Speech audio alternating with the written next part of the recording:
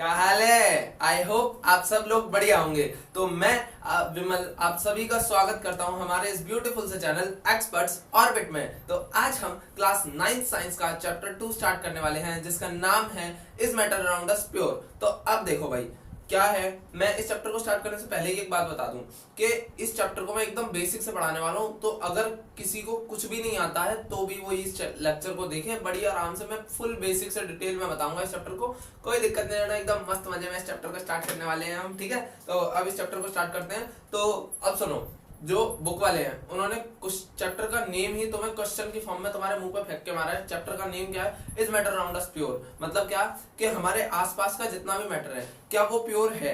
अब है तो बताओ क्यों है, और अगर नहीं है तो बताओ क्यों नहीं है। अब कोई इंटेलिजेंट बालक है मेरी क्लास में जो ये लेक्चर देख रहा है तो प्लीज कमेंट करके मुझे बताओ कि अगर है तो क्यों है और अगर नहीं है तो क्यों नहीं है। और बाकी बचे गधे इधर देखो। चलो चैप्टर स्टार्ट करते हैं, है ना। अब देखो भाई, अब मैं तुम्हें एक चीज बता दूं कि इस चैप्टर को मैंने पहले ना एक फ्लो चार्ट बनवा के तुम्हें बताना चाहता हूं कि इस चैप्टर में कौन कौन से टॉपिक्स हैं जिन्हें हम कवर करने वाले हैं। तो पहले वो फ्लो चार्ट देखते हैं ना। तो अब देखो भाई, सबसे पहली चीज क्या है? मैटर। ठीक है, अब देखो भाई मैटर की बारे में डिटेल में मैं चैप्टर 1 में बता चुका हूँ। लिंक डिस्क्रिप्शन में फटाफट से जाकर देख लो अगर देखना है तो। और वैसे भी मैं एक बार और डेफिनेशन बता देता हूँ। तो भाई मैटर देखो, मैटर क्या होता है? Anything which occupies space and has volume is called matter. समझ गए? कोई बड़ी बात नहीं है, सिंपल सी बात है। अब देखो मैटर जो है यहाँ पे दो कैटेगरी में कैटेगराइज होता है।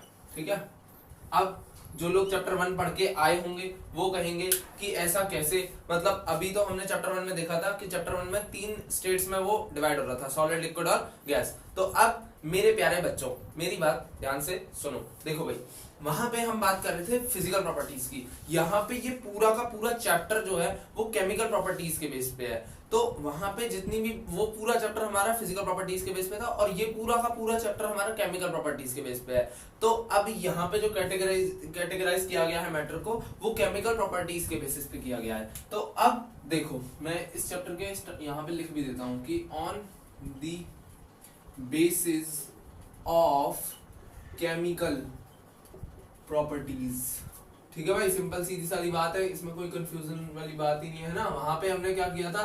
फिजिकल प्रॉपर्टीज की बात करी थी, और यहाँ पे हम किसकी बात कर रहे हैं? केमिकल प्रॉपर्टीज की। अब देखो मैटर दो कैटेगरी में कैटेगराइज हुआ। कौन से? एक हो गया प्योर। प्योर मतलब प्योर बोले तो बताना, प्योर बोले तो शुद्ध, और सब्सटेंस बोले तो पदार्थ, है ना। और इम्प्योर सब्सटेंसेस, इम्प्योर बोले तो अशुद्ध, है ना। अब देखो भाई पहले मैटर को दो कैटेगरी में कैटेगराइज किया, एक प्योर सब्सटेंसेस और एक इम्प्योर सब्सटेंसेस। अब देखो प्योर सब्सटेंसेस भी आगे दो कैटेगरी में कैटेगराइज हुआ और इम्प्योर सब्सटेंसेस भी दो कैटेगरी में कैटेगराइज हुआ। अच्छा एक कमाल की बात और सुनो, इम्प्योर सब्सटेंसेस को हम क्या मिक्सचर्स भी बोलते हैं। क्या बोलते हैं? मिक्सचर्स। नमकीन नहीं, मिक्सचर नमकीन नहीं, मिक्सचर्स बोलते हैं। ठीक है, अब सुनो आगे। प्योर सब्सटेंसेस को जो दो कैटेगरी है उसमें से पहली कैटेगरी कौन सी है? एलिमेंट की। दूसरी कैटेगरी हमारी कौन सी है? कंपाउंड की। किसकी? कंपाउंड की। ठीक है, अब इधर देखो क्या है? होमोजीनियस और हेट्रोजीनियस। ठीक है, अब देखो भाई ये दोनों भी क्या है? मिक्सचर्स हैं। इनके बारे में भी मैं अभी आगे बताऊंगा। मैं खाली अभी ये सारे क्या बता रहा हूँ कि मतलब हम ये टॉपिक इसका पार्ट है और इनको हम डिफाइन करने वाले हैं या इनके बारे में हम पूरा डिटेल में डिस्कस करने वाले हैं इस पूरे लेक्चर के दौरान। ठीक है, अब देखो एलिमेंट आगे फर्दर और 3 कैटेगरी में कैटेगराइज होता है। ठीक है, अब पहला जो आता है उनमें से क्या है? मेटल। दूसरा जो आता है उनमें से क्या है? वो नॉन मेटल। और तीसरा एक और बता दो, है कोई पढ़ाकू बालक जिसे बताओ? तो तीसरा जो है वो है क्या? मेटलॉइड्स। ठीक है, तो ये पूरा का पूरा हमारा एक फ्लो चार्ट हो गया इस पूरे चैप्टर का। इसमें कोई रॉकेट साइंस वाली बात थी नहीं। इतना आई होप आप लोगों को सबको समझ में आ गया होगा। मतलब इसमें तो मैंने बताया ही क्या है, इसमें तो सिंपल मैंने टॉपिक्स बताए कि हम इन टॉपिक्स को कवर करने वाले हैं। तो फटाफट से इस पूरे फ्लो चार्ट को छापना है तो छाप लो जल्दी। वैसे छापना चाहिए तुम लोगों को क्योंकि समझ में आएगा तुम्हें, है ना। तो इस पूरे चैप्टर मतलब इस पूरे फ्लो चार्ट को बना लो अच्छे से। अब एक बात और सुनो, स्क्रीनशॉट लेने वाला ध्यान से सुन लो। स्क्रीनशॉट नहीं लेना, कारण क्योंकि कि तुम स्क्रीनशॉट लोगे वो एक साइड में पड़ा रहेगा, तो इसलिए वो उसको ना तुम पढ़ने वाले हो, तुम्हें भी पता है ये बात और ये बात मुझे भी पता है, तो स्क्रीनशॉट ना लें, क्योंकि अगर आप कॉपी में लिखोगे इससे आपको थोड़ा रिवाइंड भी रहेगा और तुम बोलोगे यार मैंने मेहनत करी थी, एक बार रिवाइंड करने में क्या जाता है, तो इसलिए तुम उसको पढ़ने में भी थोड़े इंटरेस्टेड रहोगे। तो फटाफट से नोट कर लो इसे जल्दी, और I am a very busy person, फटाफट नोट कर लो, मेरे पास टाइम नहीं है बिल्कुल भी। हाँ छाप लिया, चलो भाई चलो आगे बढ़ो, टाइम नहीं है, चलो चलो चलो। अब देखो भाई, अभी हमने क्या देखा, अभी हमने सिर्फ फ्लो चार्ट देखा और इसके बारे में डिस्कस किया, मैटर के बारे में।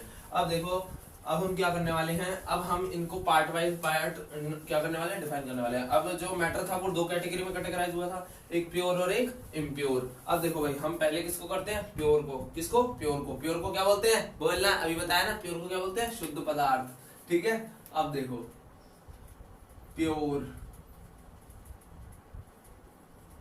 सब्सटेंसेस, प्योर सब्सटेंसेस, ठीक है।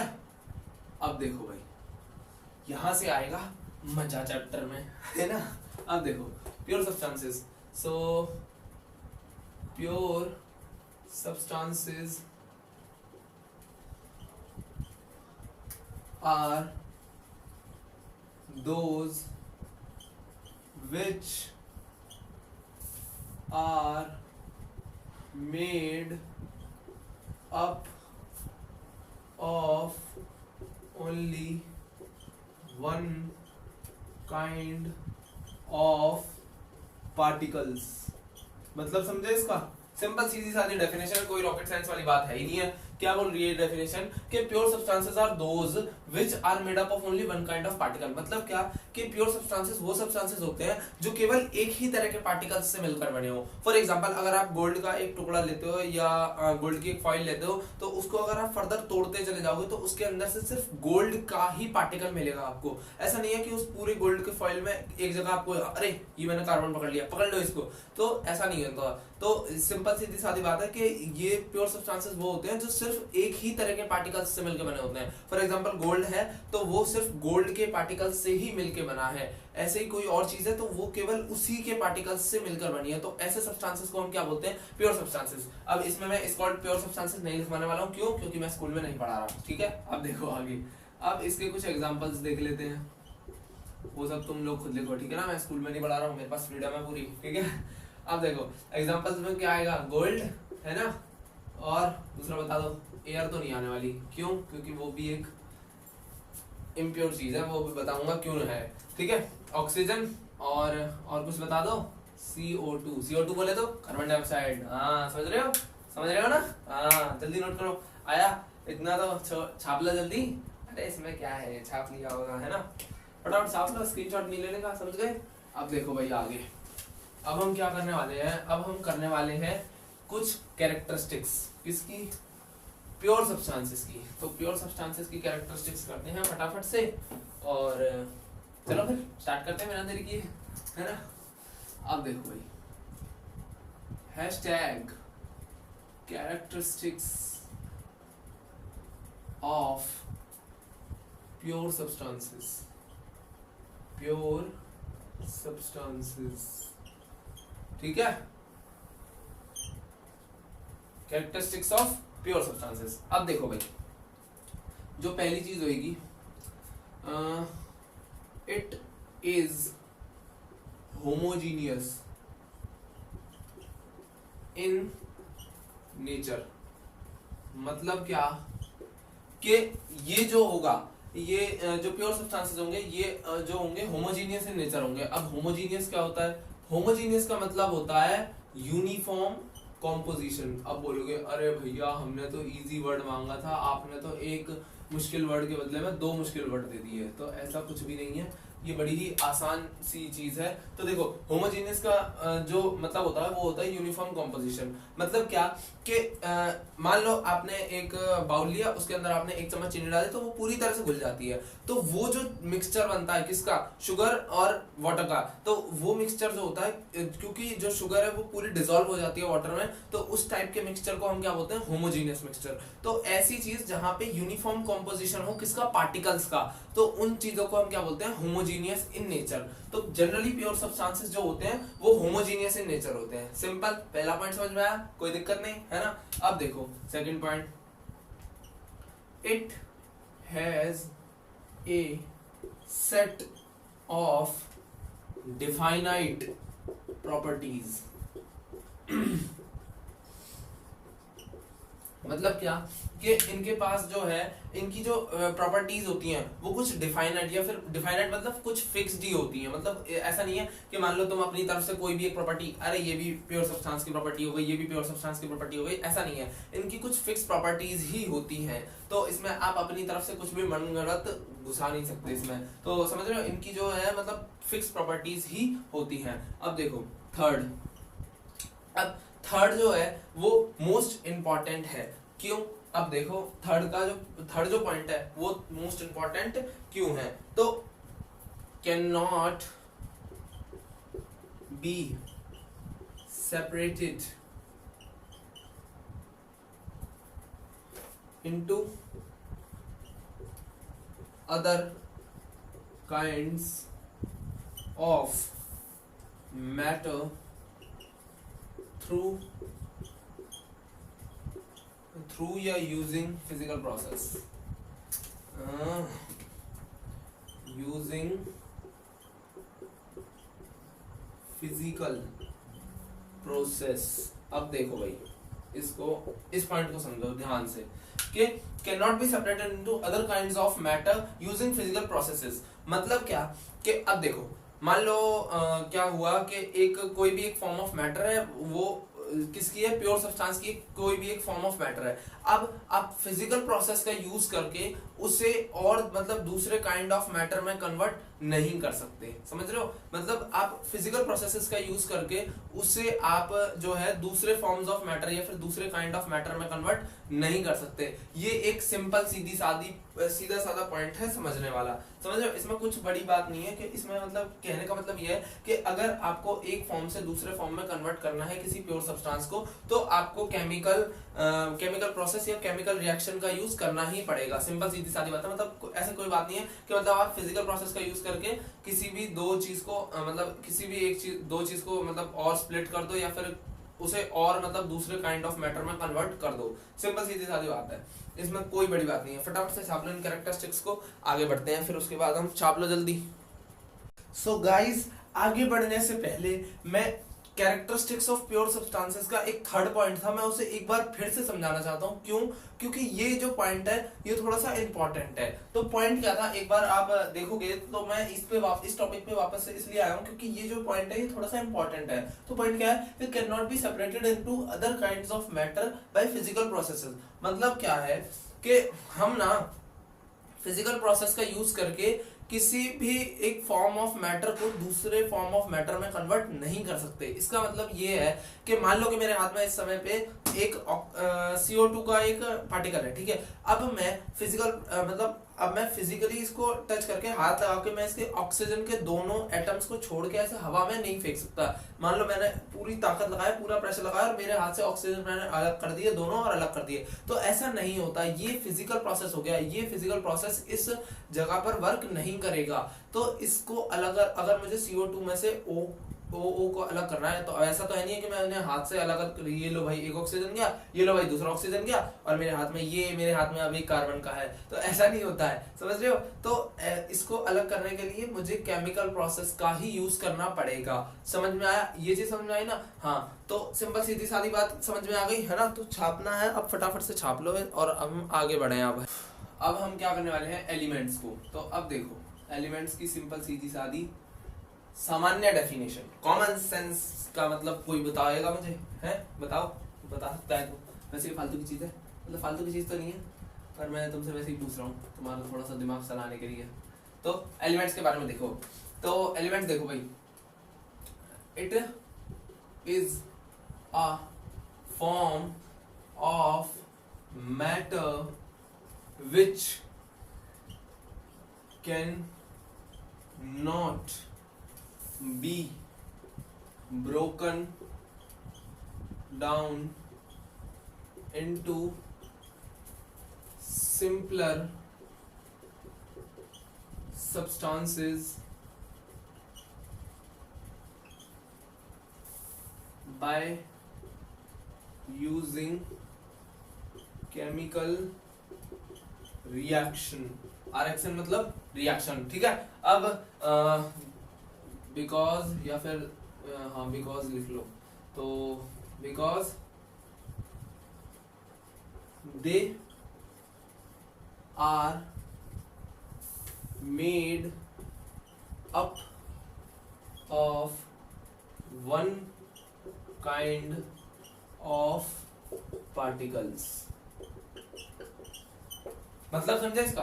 ज्यादातर लोग नहीं समझेंगे पर मैं बता देता हूँ, मैं बताने के लिए ही खड़ा हूँ, ऑब्वियस सी बात है ना। तो अब देखो एलिमेंट्स का मतलब क्या है, तो it is a form of matter which can not be broken down into simpler substances by using chemical reaction. मतलब क्या कि जो एलिमेंट्स हैं वो ऐसे प्योर सब्सटेंसेस है, मतलब जो एलिमेंट्स हैं वो इस तरीके के प्योर सब्सटेंसेस हैं कि हम उन्हें केमिकल रिएक्शंस का यूज करने के बावजूद भी और सिंपलर सब्सटेंसेस में नहीं तोड़ सकते।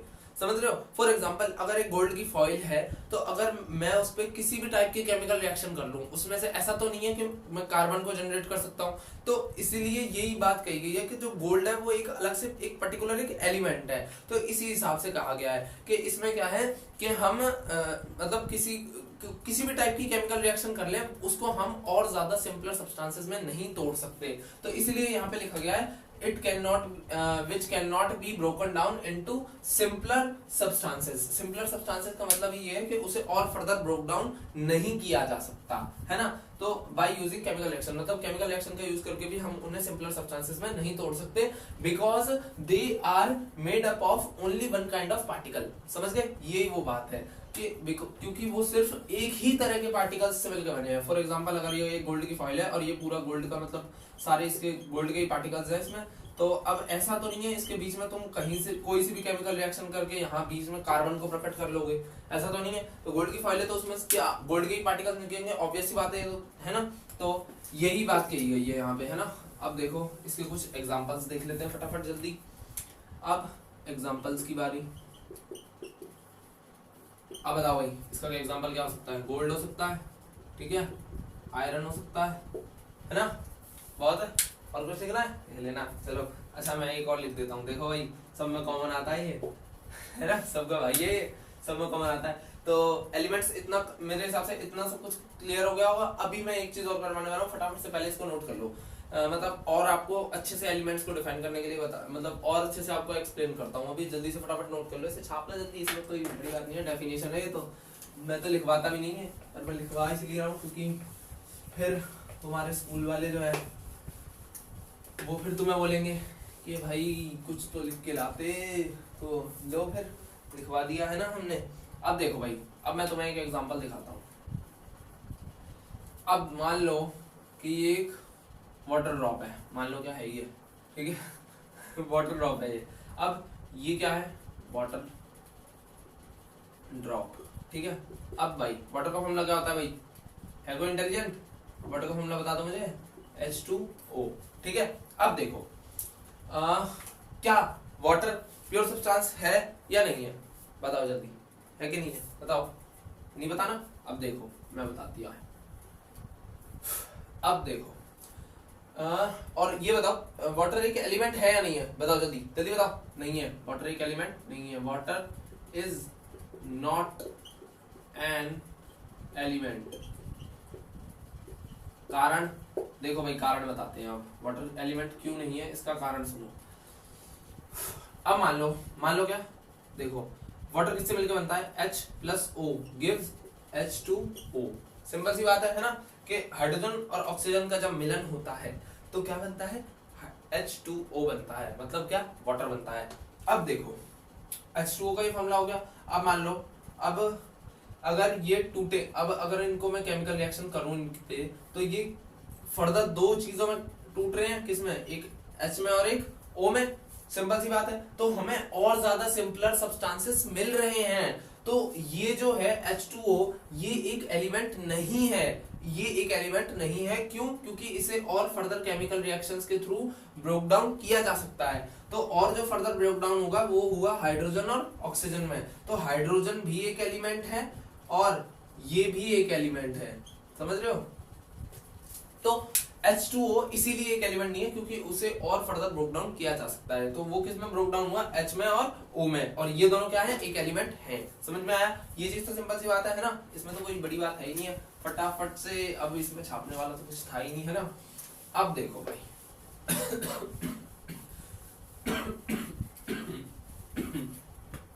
एक मिनट रिवाइज करिए,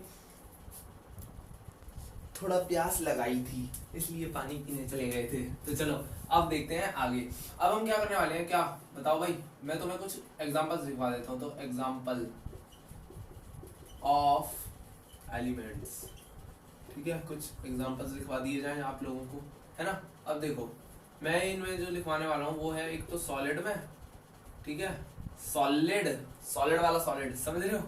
आगे देख दो लिक्विड और गैस, इन तीनों में लिखवा दिए जाए तुम्हें, है ना, ठीक है, तुम्हें आसानी रहेगी। अब देखो भाई सॉलिड में बताओ, सॉलिड में सॉलिड गोल्ड, सोना, सोना सोना, सोना वाला सोना नहीं, स्लीप वाला सोना नहीं, सोने वाला सोना, गोल्ड वाला सोना, ठीक है। और आयरन, और बताओ भाई क्या आ सकता है, कॉपर, ठीक है, और बताओ सबका भाई बंधु आ सकता है, ETC, ठीक है। अब देखो लिक्विड में सिर्फ दो ही आते हैं, मर्क्यूरी और बताओ, मर्क्यूरी और, अरे बता दो भाई, मर्क्यूरी और ब्रोमीन, ठीक है, मर्क्यूरी और ब्रोमीन। इसके बाद गैस में बता दो भाई, अरे गैस में तो हम यूं बता दें जी, ऑक्सीजन आ गया, CO2 आ गया, नाइट्रोजन आ गया और हाइड्रोजन आ गया, है ना। अब देखो कुछ लोगों के मन में ये सवाल उत्पन्न हो रहा होगा कि जो नाइट्रोजन है वो लिक्विड फॉर्म में भी तो एग्जिस्ट करता है। अब सुनो, यहाँ पे हमने जितने भी एलिमेंट्स की बात करी है ये सब के सब नॉर्मल टेम्परेचर पे थे, समझ रहे हो। ये सारे के सारे लिक्विड स्टेट में, मतलब लिक्विड में सिर्फ यही दो नॉर्मल टेम्परेचर पे रह सकते हैं, क्योंकि जो लिक्विड नाइट्रोजन है, लिक्विड नाइट्रोजन -196 डिग्री सेल्सियस पे बनता है। तो वो टेम्परेचर, मतलब समझ रहे हो, वहां पे हमने टेम्परेचर के साथ छेड़खानी करी, तो उस वजह से ये जो फ्लक्चुएशन होती है। तो अब इतनी बात समझ में, ये जितने भी एलिमेंट्स हैं ये सारे किसके हैं, नॉर्मल टेम्परेचर पे हैं, है ना। ये चीज समझ में आ गई, फटाफट छाप लो, जल्दी से छाप लो भाई, टाइम नहीं है मेरे पास, जल्दी छाप ले यार। छाप लिया? छाप लिया होगा। अब देखो आगे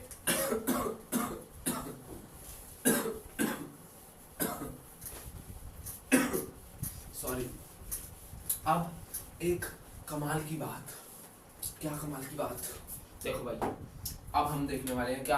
अब देखो भाई, अभी हमने क्या देख लिया, हमने प्योर सब्सटेंस में क्या देख लिया, बता जल्दी। एलिमेंट और कंपाउंड होते हैं, एलिमेंट जिसमें से हमने एलिमेंट पढ़ लिया। अब एलिमेंट के अंदर भी तीन कैटेगरी होती है, मेटल, नॉन मेटल और मेटलॉइड्स, ठीक है। तो अब देखो मैं तुम्हें दिखाता हूँ कुछ गजब सी चीज। तो क्लासिफिकेशन ऑफ एलिमेंट, ठीक है। अब एलिमेंट की तीन कैटेगरी में कैटेगराइज हुआ था, पता है किसी को, याद है? याद है, अभी तो पढ़ाया पढ़ाओ, किसी को याद नहीं है। Metal, non metal,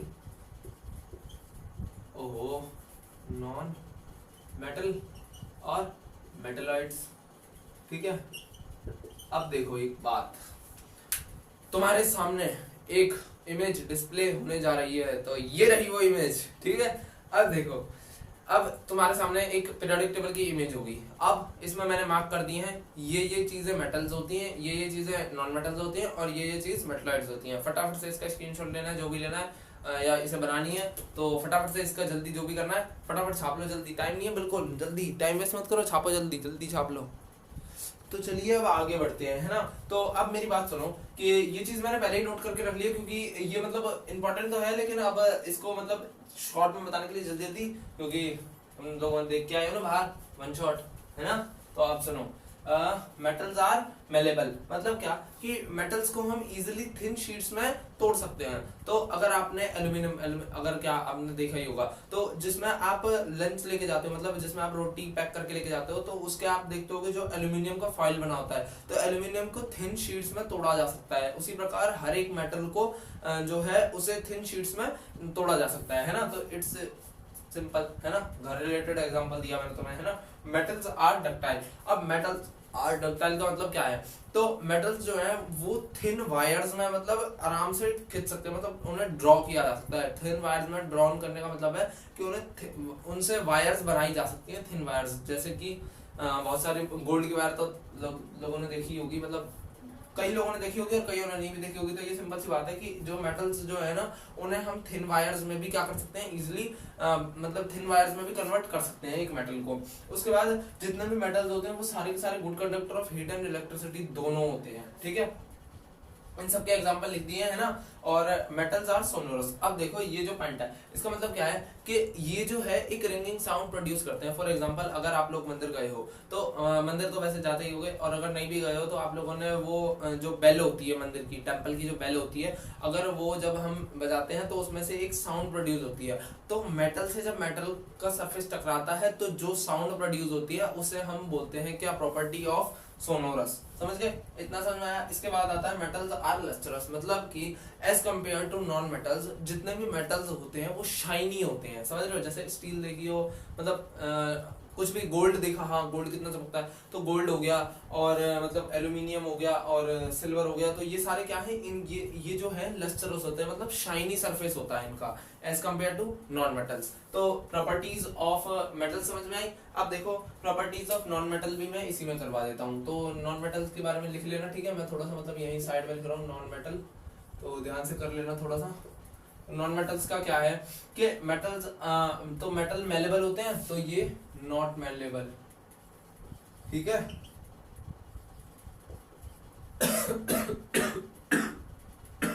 sorry sorry. तो जो नॉन मेटल्स होते हैं वो क्या होते हैं, नॉट मेलेबल होते हैं, और ये क्या होते हैं, दे आर ब्रिटल, ठीक है। ये हो गया नॉन मेटल, ये सारे नॉन मेटल की प्रॉपर्टी हैं। यहां मैं नॉन मेटल लिख भी देता हूं, नॉन मेटल्स, ठीक है। अब आगे देखो,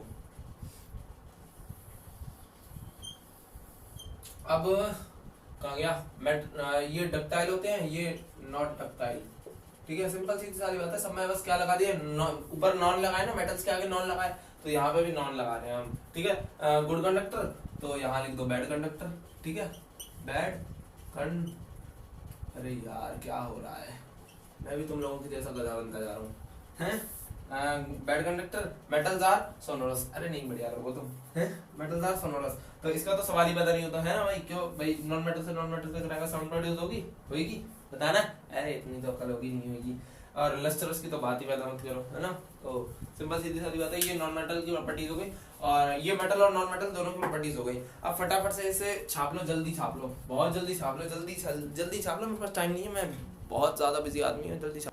तो चलो भाई आगे स्टार्ट करते हैं। अब हम किसकी बात करने वाले हैं, मेटलॉइड्स की। किसकी, मेटलॉइड्स की। अब देखो भाई ये किसका काम करते हैं, मेटलॉइड्स किसका काम करते हैं। मेटलॉइड्स के काम पर ना तुम्हें मजा आ जाएगा, कसम से तुम्हें रिश्तेदारों की ऐसी बात बताऊंगा अभी तुम्हें, कसम से बहुत ज्यादा मजा आने वाला है। तो ठीक है, अब देखो मेटलॉइड्स का क्या काम होता है, ठीक है। तो एलिमेंट्स हैविंग, पहले इसकी डेफिनेशन लिख लेते हैं फटाफट जल्दी से। Elements having properties which are intermediate between metals and non-metals are called metalloids, लिख लेना। और they are semiconductors,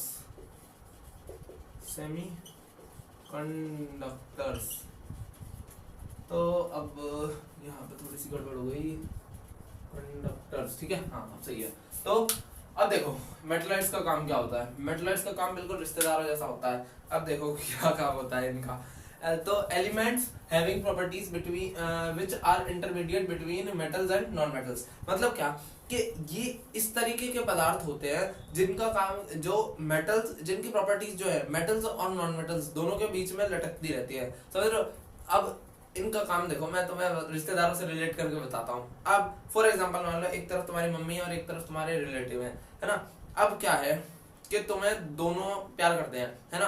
अब दोनों ही प्यार करते हैं तुम लोगों से, तो अब देखो भाई, अब सिंपल सीधी सादी बात बताना। अब रिश्तेदार जो है अंदर से तुम्हारे तुमसे जलते होंगे, है ना, कंफर्म सी बात है, ये तो हर घर की कहानी है ना।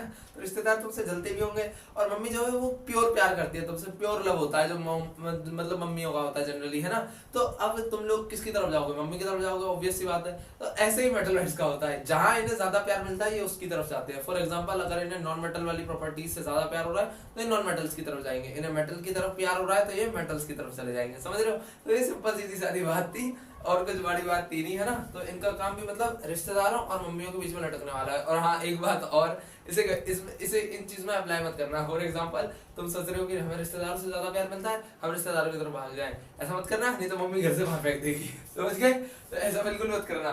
तो ये मैंने एग्जांपल देने के लिए जस्ट समझाया है। तो अगर ऐसा करोगे तो मैं मम्मी घर से बाहर निकाल देगी, फिर मेरे से मत कहना आपने बोला था। तो ये चीज समझ में आई। अब इसके एग्जांपल्स देख लो। तो एग्जांपल्स में बताओ भाई, क्या आ सकता है? बोरोन आ सकता है, और सिलिकॉन आ सकता है, ठीक है। और कुछ लिखना है? लिख लो ईटीसी सबका भाई, है ना। खाली ईटीसी मत लिखे आना, नहीं तो बोलोगे ये भी तो आता है, हाँ कभी ऐसा करा हो, ठीक है। तो रिश्तेदारों का काम समझ में आएगा, रिश्तेदार और मम्मी के बीच का काम समझ में आएगा। फटाफट जल्दी जल्दी नोट कर लो, जल्दी फटाफट से। लो भाई, मैं साइड हो जाता हूँ, नोट करने में इजी रहेगा, है ना। तो समझ में आया। अब हम आगे स्टार्ट करने वाले हैं क्या? कंपाउंड्स के बारे में।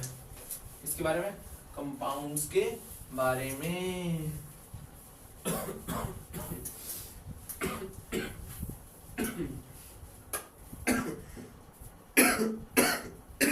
सॉरी। तो अब चलो भाई जल्दी से कंपाउंड्स देख लेते हैं फटाफट, बिना टाइम वेस्ट किए।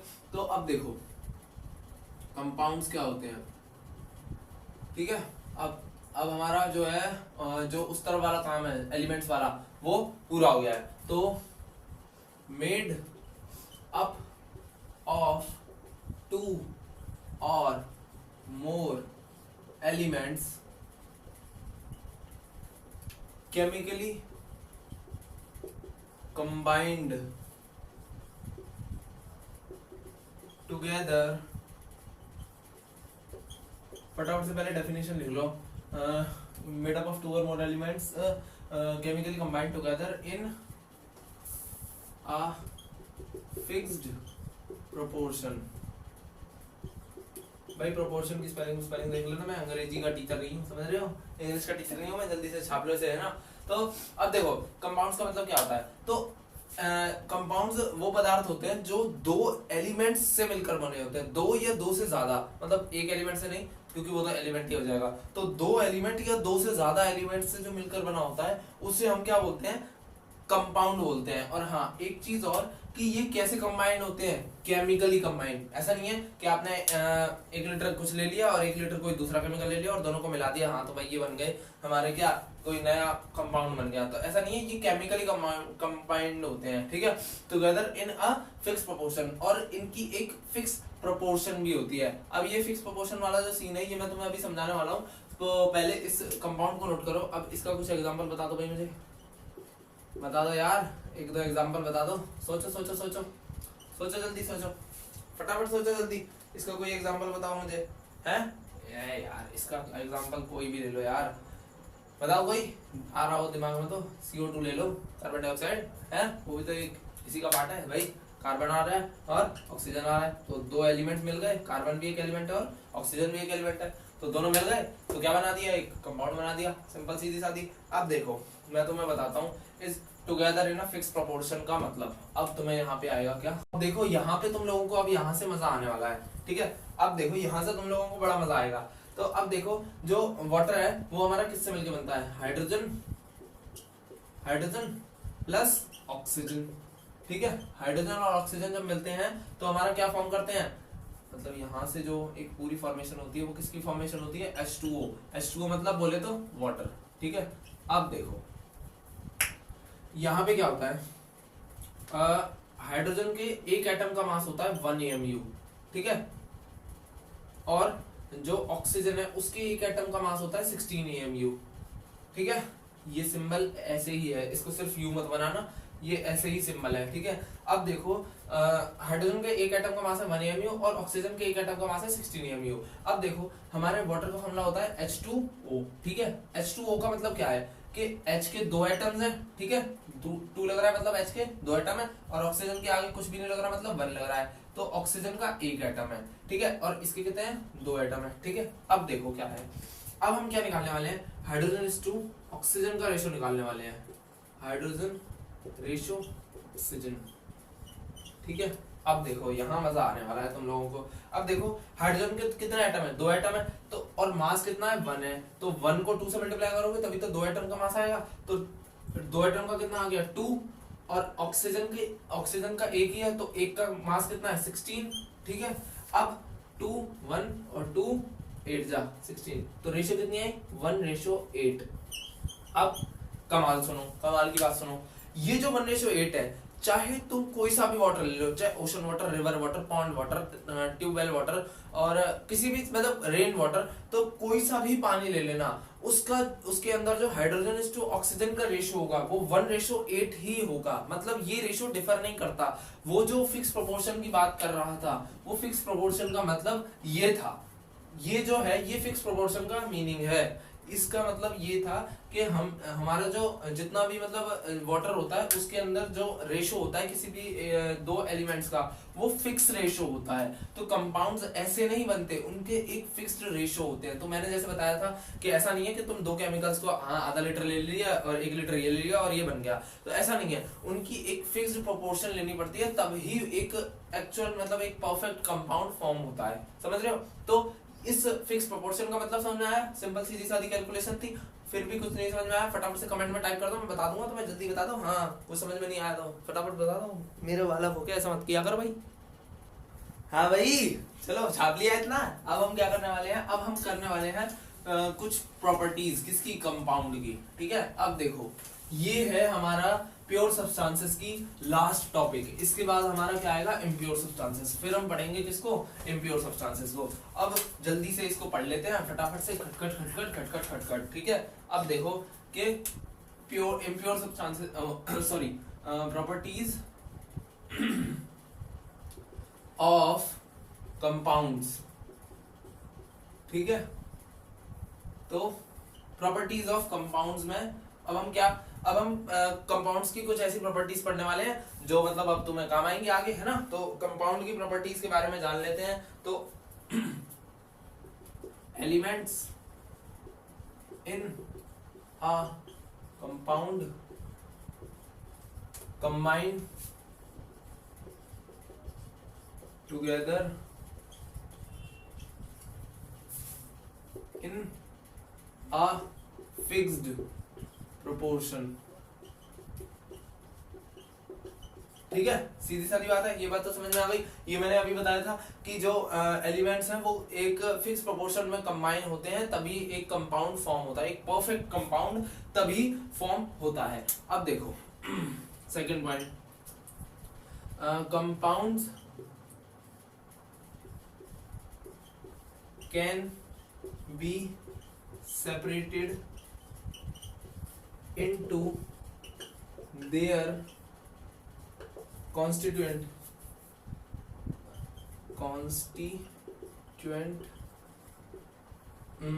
क्या था, constituent elements, है ना। मतलब समझे इसका, बाय केमिकल प्रोसेस, ये और लिख लो, बाय केमिकल प्रोसेस। इसका मतलब समझे, इसका मतलब ये है कि जिन 2 एलिमेंट्स को मिलाकर आपने एक कंपाउंड फॉर्म किया था, समझ रहे हो, जिन 2 केमिकल्स को मिला के आपने एक कंपाउंड फॉर्म किया था, उन्हीं 2 केमिकल्स मतलब उसी कंपाउंड को आप वापस से केमिकल प्रोसेसेस के थ्रू तोड़ के वो एलिमेंट्स वापस से प्राप्त कर सकते हो। समझ रहे हो? अब इसको कैसे कहना चाह रहा हूं मैं कि देखो जो हमारा वाटर है वो कैसे मिलकर बनता है, H+O gives H2O, ठीक है। और अब अगर मैं इस पे इलेक्ट्रोलाइसिस करूं, इलेक्ट्रोलाइसिस एक स्पेसिफिक प्रोसेस होता है वाटर को तोड़ने का, ठीक है। तो अगर मैं इस पे इलेक्ट्रोलाइसिस करूं तो ये क्या होगा, टूट जाएगा और किस में कन्वर्ट हो जाएगा, वापस से H+O में, यानी वापस से मुझे क्या मिल जाएंगे, हाइड्रोजन और ऑक्सीजन मिल जाएंगे। तो ये कंपाउंड को वापस से तोड़ के हम वो एलिमेंट्स भी वापस से क्या कर सकते हैं, गेन कर सकते हैं। सिंपल सी सारी बात समझ में आई, कोई रॉकेट साइंस में, ठीक है, ये इतनी बात समझ में आई, ठीक है। तो अब देखो third point, the properties of compound are differ from their constituent elements। ये चीज समझ में आई। थर्ड पॉइंट अगर किसी को समझ में आया तो मुझे बताओ कमेंट में, जल्दी जल्दी बताओ जल्दी। तो अब देखो, the properties of compound are differ from their constituent element, मतलब क्या कि जो कंपाउंड आप दो एलिमेंट्स को मिलाकर बनाते हो उसकी प्रॉपर्टीज उसके एलिमेंट्स से डिफरेंट हो सकती है। सिंपल सीधी सादी बात, मतलब समझ में आया, नहीं समझ में आया होगा आधे से ज्यादा लोगों को। तो अब सुनो, मैं वाटर का ही एग्जांपल लेके तुम लोगों को समझाता हूँ। तो अब देखो, जो हाइड्रोजन है, हाइड्रोजन एक हाईली कंबस्टिबल गैस है। कंबस्टिबल, कंबस्टिबल मतलब समझे, इजिली आग पकड़ लेती है, एक कंबस्टिबल गैस है। और जो ऑक्सीजन है, ऑक्सीजन का काम अगर तुम लोगों को पता हो, किसी ने पढ़ा हो, तो ऑक्सीजन का काम होता है आग में घी डालने का। सिंपल सीधी सादी बात है, मतलब बिना ऑक्सीजन के आग नहीं जल सकती, सिंपल सीधी सादी बात ये है। तो ये क्या करती है, सपोर्ट करती है किसको, बर्निंग को, सपोर्ट्स बर्निंग। तो इसका काम क्या होता है, आग में बेसिकली घी डालने का काम जो होता है वो ऑक्सीजन का होता है। सिंपल सीधी सारी बात है। अगर दो लोग लड़ रहे हैं तो उन्हें और लड़वाया जाएगा, किसकी वजह से, ऑक्सीजन की मदद से, ठीक है। तो ये काम समझ में आया, हाइड्रोजन का क्या काम है और ऑक्सीजन का क्या काम है। अब देखो, हाइड्रोजन का काम है जलना इजिली और ऑक्सीजन का काम है जलते हुए को और जलाना, है ना। अब देखो तो अब यहाँ पे क्या हो रहा है कि हाइड्रोजन प्लस ऑक्सीजन मिलके क्या बनाते हैं, हमारा H2O। क्या बनाते हैं, H2O। H2O का मतलब वाटर, है ना। और इसका काम तो कुछ अलग ही होता है भाई, इस चीज का काम तो कुछ अलग ही होता है। ये तो क्या करता है, puts of fire. Puts of fire का मतलब समझे, कि मतलब ये तो आग को बुझाने का काम करता है, जबकि ये दोनों तो आग लगाने का काम करते हैं। समझ रहे हो, ये दोनों तो आग लगाने का काम करते हैं, बेसिकली दोस्ती को तोड़ने का काम करते हैं। और इसका काम तो भाई कुछ अलग ही है, ये तो लगी हुई आग को बुझाने के काम आता है। तो इसलिए थर्ड पॉइंट का कहने का मतलब यही है कि प्रॉपर्टीज ऑफ कंपाउंड जो है वो डिफरेंट हो सकती हैं, किससे, उनके कंस्टिट्यूएंट एलिमेंट्स से। इतना समझ में आया, फटाफट छाप लो इसको, जल्दी छाप लो। यहाँ पे हमारा जो है प्रॉपर्टीज ऑफ कंपाउंड्स पूर्ण रूप से समाप्त होता है, मतलब यहाँ पे हमारा प्रॉपर्टीज ऑफ कंपाउंड खत्म होता है। फटाफट से इसको छाप लो, फिर उसके बाद हम किस पे आते हैं, इम्प्योर सब्सटेंसेस पे। जल्दी छाप लो अब इसे। सो गाइज अब आगे बढ़ते हैं। तो अब हम आगे, अभी तक देख लो, अभी तक हमने क्या पढ़ा, अभी तक हमने पहले मैटर के बारे में थोड़ा सा जाना, फिर मैटर के बाद हमने उसका फ्लो चार्ट बनाया था, फिर उसके बाद हमने उसके अंदर के पार्ट्स को मतलब एक्सप्लेन किया था। पहले प्योर सब्सटेंस, फिर प्योर सब्सटेंसेस के पार्ट्स जो कि थे हमारे क्या, एलिमेंट्स और कंपाउंड। फिर एलिमेंट्स में हमने नॉन मेटल, मेटल और मेटलॉइड्स को डिफाइन किया। अब हम क्या, अब हम आ रहे हैं इम्प्योर सब्सटेंसेस वाले पार्ट पे, तो अब हम उसको कवर करने वाले हैं। तो बेसिकली इम्प्योर सब्सटेंसेस को क्या बोलते थे, बता भाई, फ्लो चार्ट में बताया था ना, बता जल्दी क्या बोलते हैं। इम्प्योर सब्सटेंसेस को बोलते हैं हम क्या, मिक्सचर्स। तो अब देखो भाई, मिक्सचर्स के बारे में जानते हैं हम। तो अब देखो मिक्सचर्स क्या होते हैं, तो फटाफट से पहले इसकी डेफिनेशन लिख लेते हैं, फिर इसको मैं समझाता हूँ। तो अब देखो मिक्सचर, तो a mixture is a substance consists of बताओ, consists of two or more elements or compounds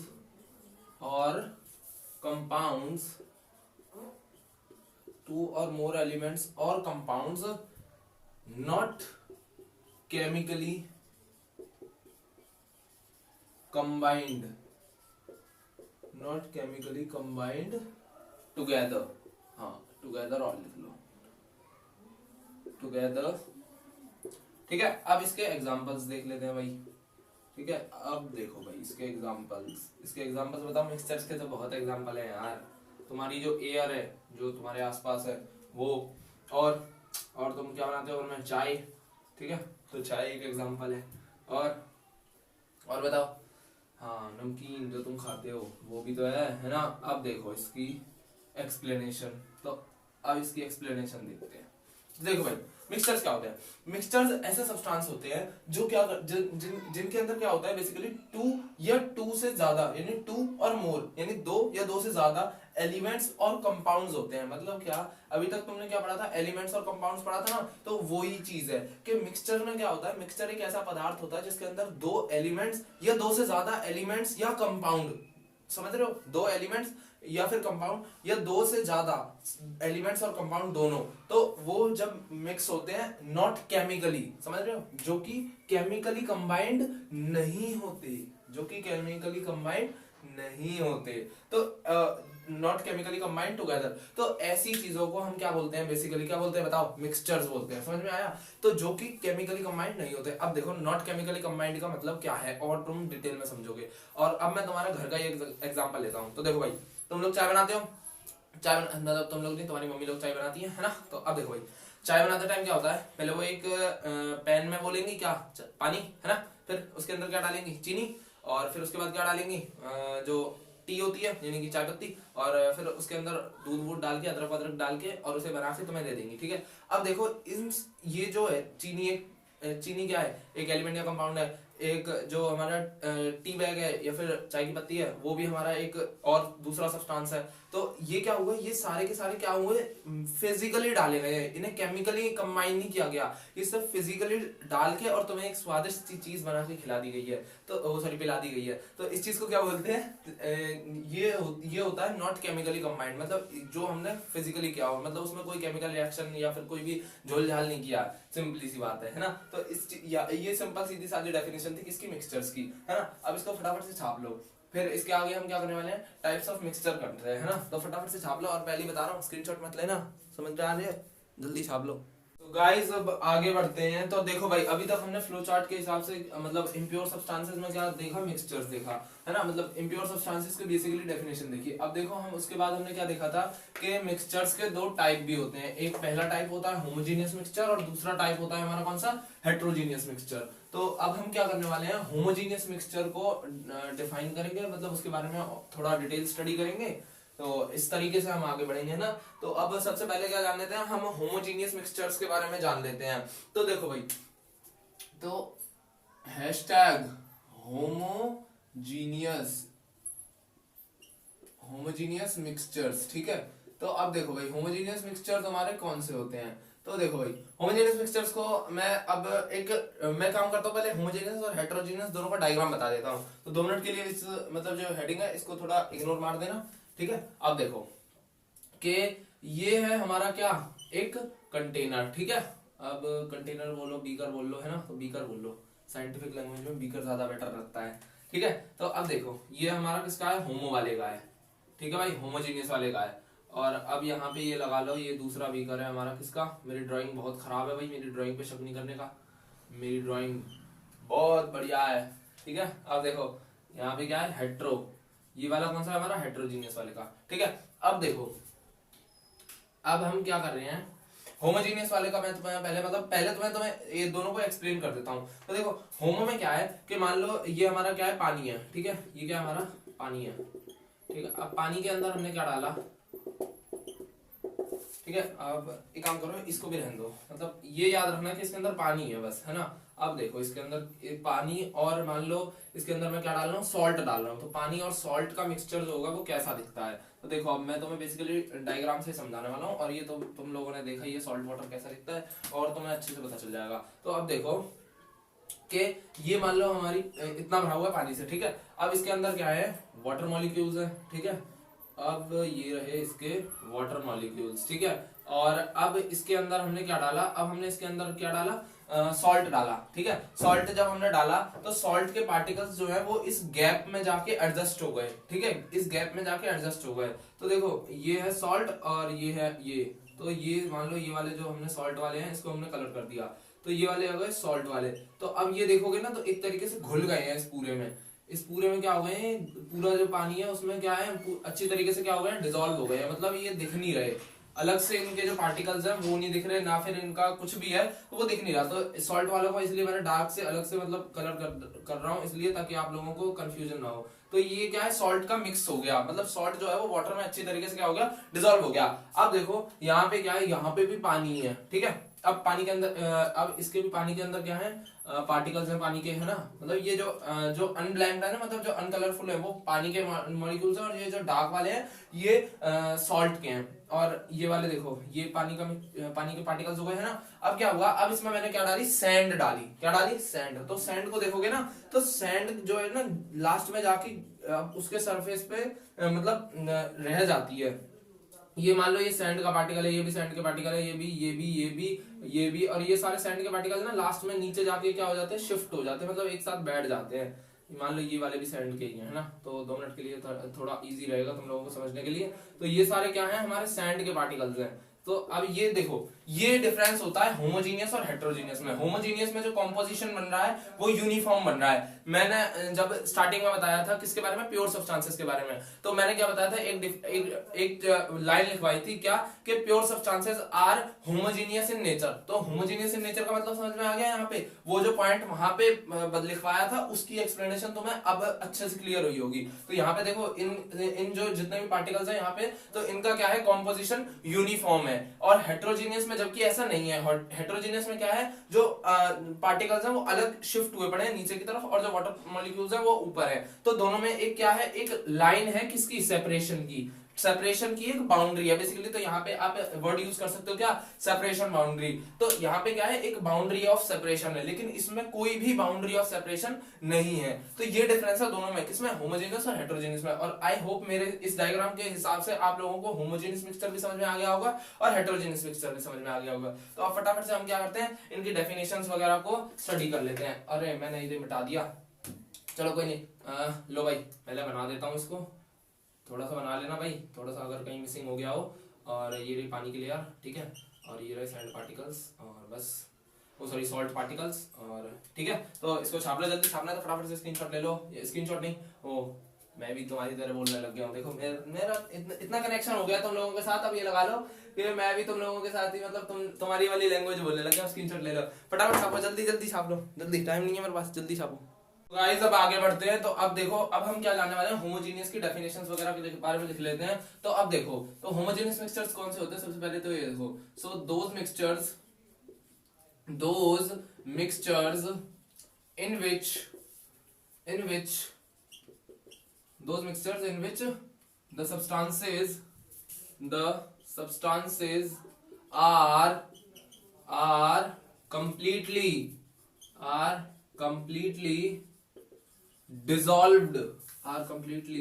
dissolved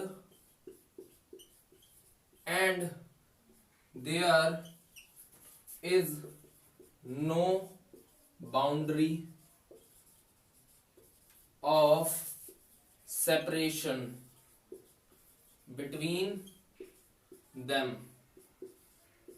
ये BW का मतलब है बिटवीन, ठीक है। तो ये चीज समझ में आई कि वो mixtures, those mixtures in which the substances are completely dissolve and there is no boundary, no boundary of separation between them. मतलब क्या, कि ऐसे मिक्सचर्स जो मतलब आप जिनके दोनों सब्सटेंस आपस में कंप्लीटली, दो या दो से ज्यादा सब्सटेंस आपस में कंप्लीटली डिसॉल्व हो जाते हैं, समझ रहे हो, मतलब एक समान मतलब हो जाते हैं, मतलब दोनों डिसॉल्व हो जाते हैं, मतलब दोनों घुल जाते हैं, है ना। तो and there is no boundary of separation between them, मतलब क्या, कि जिनके बीच में कोई बाउंड्री ऑफ सेपरेशन नहीं होती। जैसा मैंने अभी डायग्राम में दिखाया था, तो हेट्रोजेनियस और होमोजेनियस के बीच में तुमने मतलब हेट्रोजेनियस और जो मतलब होमोजेनियस में तुम्हें अंतर समझ में आ रहा था ना, कि हेट्रोजेनियस में क्या थी, एक लाइन ऑफ सेपरेशन थी, बाउंड्री ऑफ सेपरेशन थी, लेकिन होमोजेनियस में नहीं थी। तो वही चीज हमने यहाँ पे बस लिखी है, तो नोट कर लो फटाफट जल्दी, है ना। तो अब देखो समझ में आया, इतना समझ में आया। इसके बाद हम सेकंड पॉइंट लिखते हैं क्या, कि होमोजीनियस, वही वाला पॉइंट लिखना है सेम, कि homogeneous has a uniform composition. समझ रहे हो, ये बात तो मतलब अभी मैंने बताई कि डायग्राम के जब डायग्राम एक्सप्लेन किया था, या फिर हमने जब प्योर सब्सटेंसेस पढ़ा था तो वहां पे फर्स्ट पॉइंट में लिखा था ना हमने कि it has a uniform homogeneous composition. तो होमोजेनियस इन नेचर, तो होमोजेनियस का मतलब क्या निकला था? Uniform composition. तो बेसिकली ये वही बात करी गई है कि होमोजेनियस का जो कंपोजिशन होता है, मतलब वो उनका जो पार्टिकल्स जैसे दिखते हैं तो वो वैसे ही होते हैं, मतलब एक समान सब में घुले, मतलब एक बराबर मात्रा में सब में क्या होते हैं? सबमिट हुए पड़े होते हैं, एक तरीके से डिपॉजिट हुए पड़े होते हैं। तो नोट करो फटाफट, है ना, जल्दी से नोट कर लो। ये दोनों फटाफट पॉइंट जल्दी नोट कर लो फटाफट, टाइम नहीं है ना, क्या टाइम पास करना। अब देखो क्या इसके एग्जांपल लिखवा देते हैं ना। तो इसके एग्जांपल्स देखो भाई कौन से होंगे एग्जांपल्स। अब इसके एग्जांपल देखो, एक होगा सॉल्ट वाटर, एक होगा सॉल्ट प्लस वाटर, और एक होगा शुगर प्लस वाटर, है ना। हाँ, sugar plus water, sugar plus water, है ना। तो ये दोनों इसके क्या हो गए? एग्जांपल हो गए। छाप लो जल्दी, छाप लो, इतना टाइम वेस्ट मत करो इसमें, है ना। फिर इसके बाद हेटेरोजेनियस पे आते हैं, फटाफट छाप लो जल्दी। छाप लिया? अब देखो इसी में मैं हेटेरोजेनियस भी करवा देता हूँ, क्या फालतू में रब करना, तो इसी में जल्दी करा देते हैं तो कि टाइम वेस्ट भी नहीं होगा हमारा, है ना। तो अब देखो हेटेरोजेनियस, है ना, अब इसको हटा देते हैं और यहाँ पे क्या लिख देते हैं? हेटेरोजेनियस मिक्सचर्स, है ना। अब देखो हेटेरोजेनियस मिक्सचर्स क्या है? Those mixtures in which the substances are not, यहाँ पे लिख लेना क्या? Not completely dissolved and there is boundary, no boundary था homogeneous में, इधर boundary है, तो there is boundary of separation between them, ठीक है। पहला पार्ट था, ठीक है, कि क्या? those mixtures in which the substances are not completely dissolved, मतलब क्या कि ऐसे मिक्सचर्स जिनके दोनों सब्सटेंस या दो से ज्यादा सब्सटेंस आपस में पूरी तरह से नहीं घुलते, है ना। And disorder and there is boundary of separation, यानी कि उनमें क्या बाउंड्री ऑफ सेपरेशन नजर आता है, जैसा हमने डायग्राम में देखा था। तो क्या था ऐसा, मतलब यहाँ बना रहा हूं मैं भी, क्या क्या करते हो भैया तुम भी, हैं क्या करते हो? ये देखो ऐसा बीकर होता है और मतलब ये इसमें वाटर था और इसके अंदर पार्टिकल्स थे और इसमें लास्ट में नीचे सैंड जमी हुई थी और इसमें बाउंड्री ऑफ सेपरेशन दिख रहा था ना कि वाटर और सैंड के बीच में बाउंड्री ऑफ सेपरेशन, ये line he boundary of separation हो गई। तो यही चीज बोली गई है। तो बाउंड्री ऑफ सेपरेशन समझ में आया ना, है ना। तो अब देखो आगे के, तो इनके अंदर क्या थी? बाउंड्री ऑफ सेपरेशन थी और homogeneous has a uniform composition, मतलब क्या कि सॉरी होमोजेनियस कह रहा हूं, तो होमोजेन यहाँ हेटेरो आएगा, हेट्रो, यहाँ हेट्रो लिख लो सेकंड पॉइंट में। मिस्टेक, हमसे भी मिस्टेक हो गया, छापते रहो जल्दी जल्दी। हेट्रोजीनियस, यहाँ NE और आएगा। Heterogeneous has a uniform, has not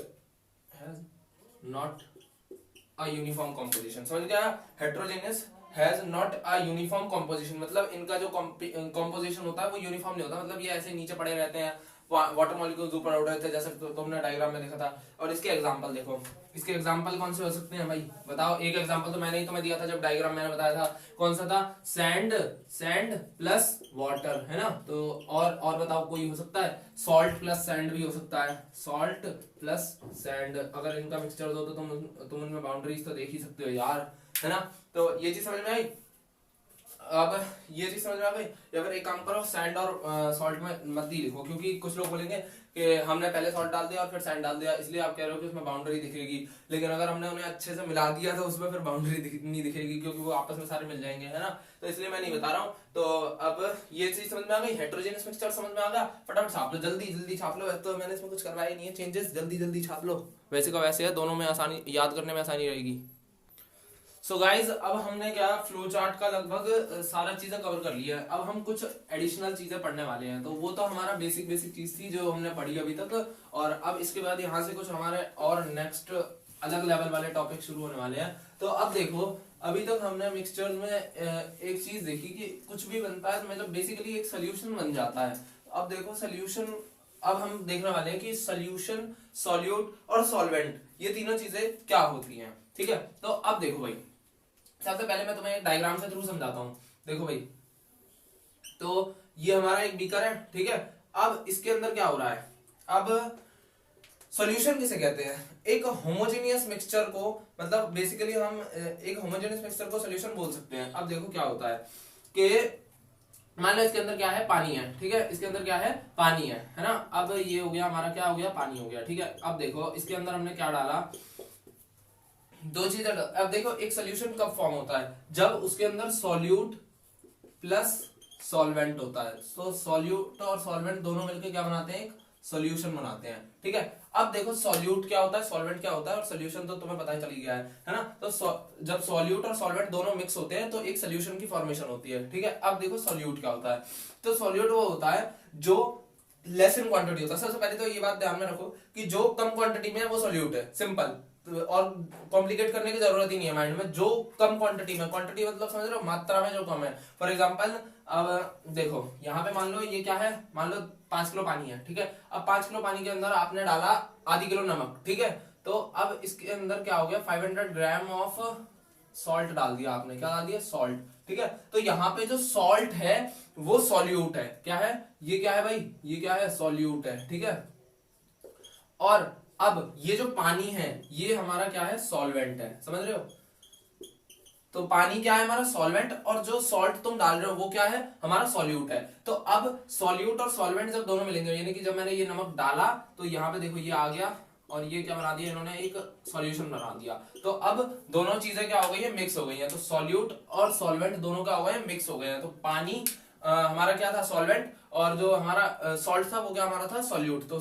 जो कम मात्रा में, सिंपल सीधी सादी बात ये ध्यान में रखो कि जो लेस इन क्वांटिटी है वो सिंपल हमारा क्या है, सॉल्यूट है। बस काम खत्म, बाकी कॉम्प्लिकेट करने की जरूरत ही नहीं है। ठीक है, इस डायग्राम को छापना है, जल्दी फटाफट छाप लो, जल्दी जल्दी छाप लो, जल्दी छाप लो, पॉज कर लेना वीडियो को और छाप लो फटाफट। छाप लिया है ना, अब आगे बढ़ते हैं।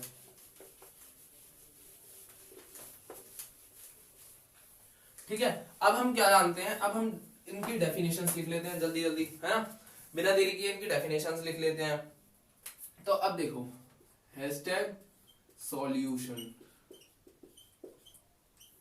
अच्छा, आगे बढ़ने से पहले एक बात पूछ लूं, आगे बढ़ने से पहले मैं ये पूछना चाहता हूं कि आप लोगों को अभी तक का पूछा समझाया हुआ सब कुछ समझ में आ गया ना, है ना। अब फटाफट अगर फिर भी कोई डाउट है, मतलब अगर कोई डाउट है एक बार उस रिवाइंड करके वापस देख लो। अगर फिर भी कोई डाउट है तो फटाफट जल्दी से कमेंट कर दो, कोई दिक्कत नहीं लेने का, मैं कमेंट जरूर दूंगा, मतलब कमेंट्स का रिप्लाई जरूर दूंगा। तो फटाफट से अगर कुछ समझ में नहीं आया तो मुझे बता दो अभी। तो अब देखो सोल्यूशन क्या होता है। तो अ सोल्यूशन ये SOLN मतलब ये क्या है, सोल्यूशन। तो a solution is a homogeneous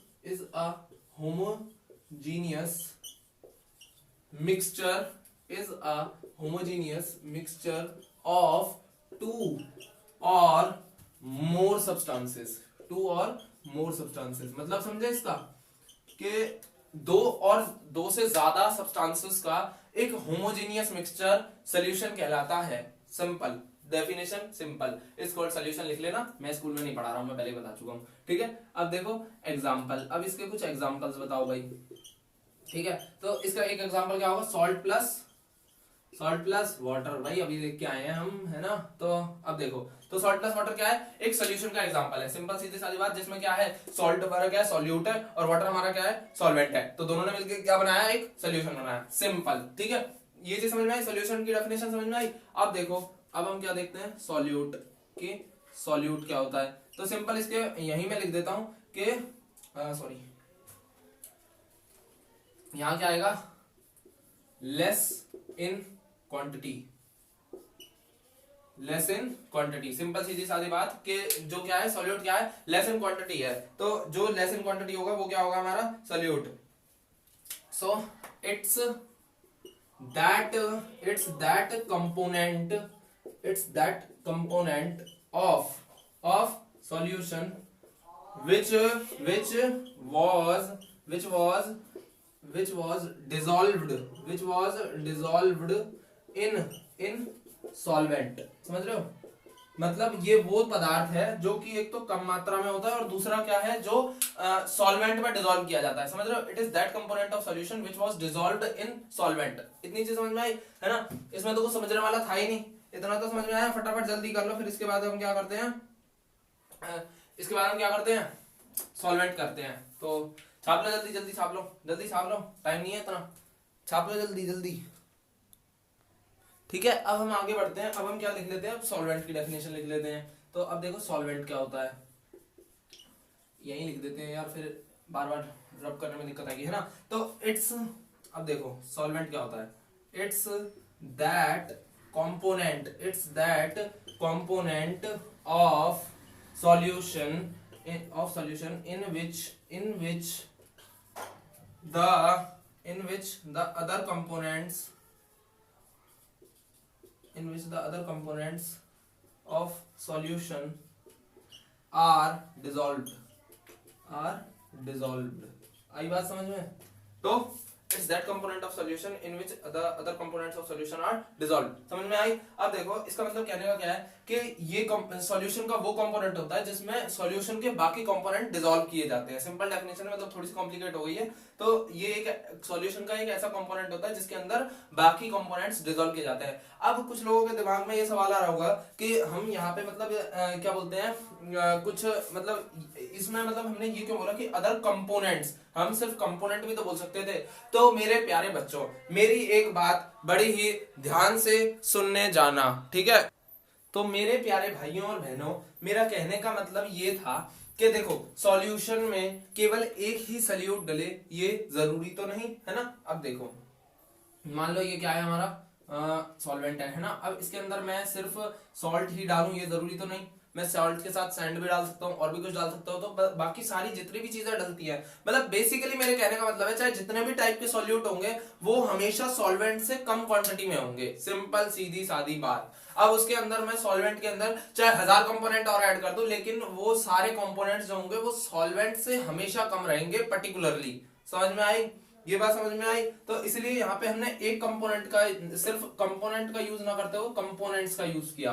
समझ में आई? तो फटाफट से ये तीनों डेफिनेशन जल्दी से जल्दी छाप लो फटाफट, फिर आगे बढ़ते हैं, है ना? तो छाप लो जल्दी इसको, है ना? सो गाइस अब आगे बढ़ते हुए हम किस पे आते हैं अपने टॉपिक एलॉय पर। तो अब देखो एलॉय क्या होते हैं। तो alloy are mixtures of two और more metals and non metals and can not be separated into their components by physical methods.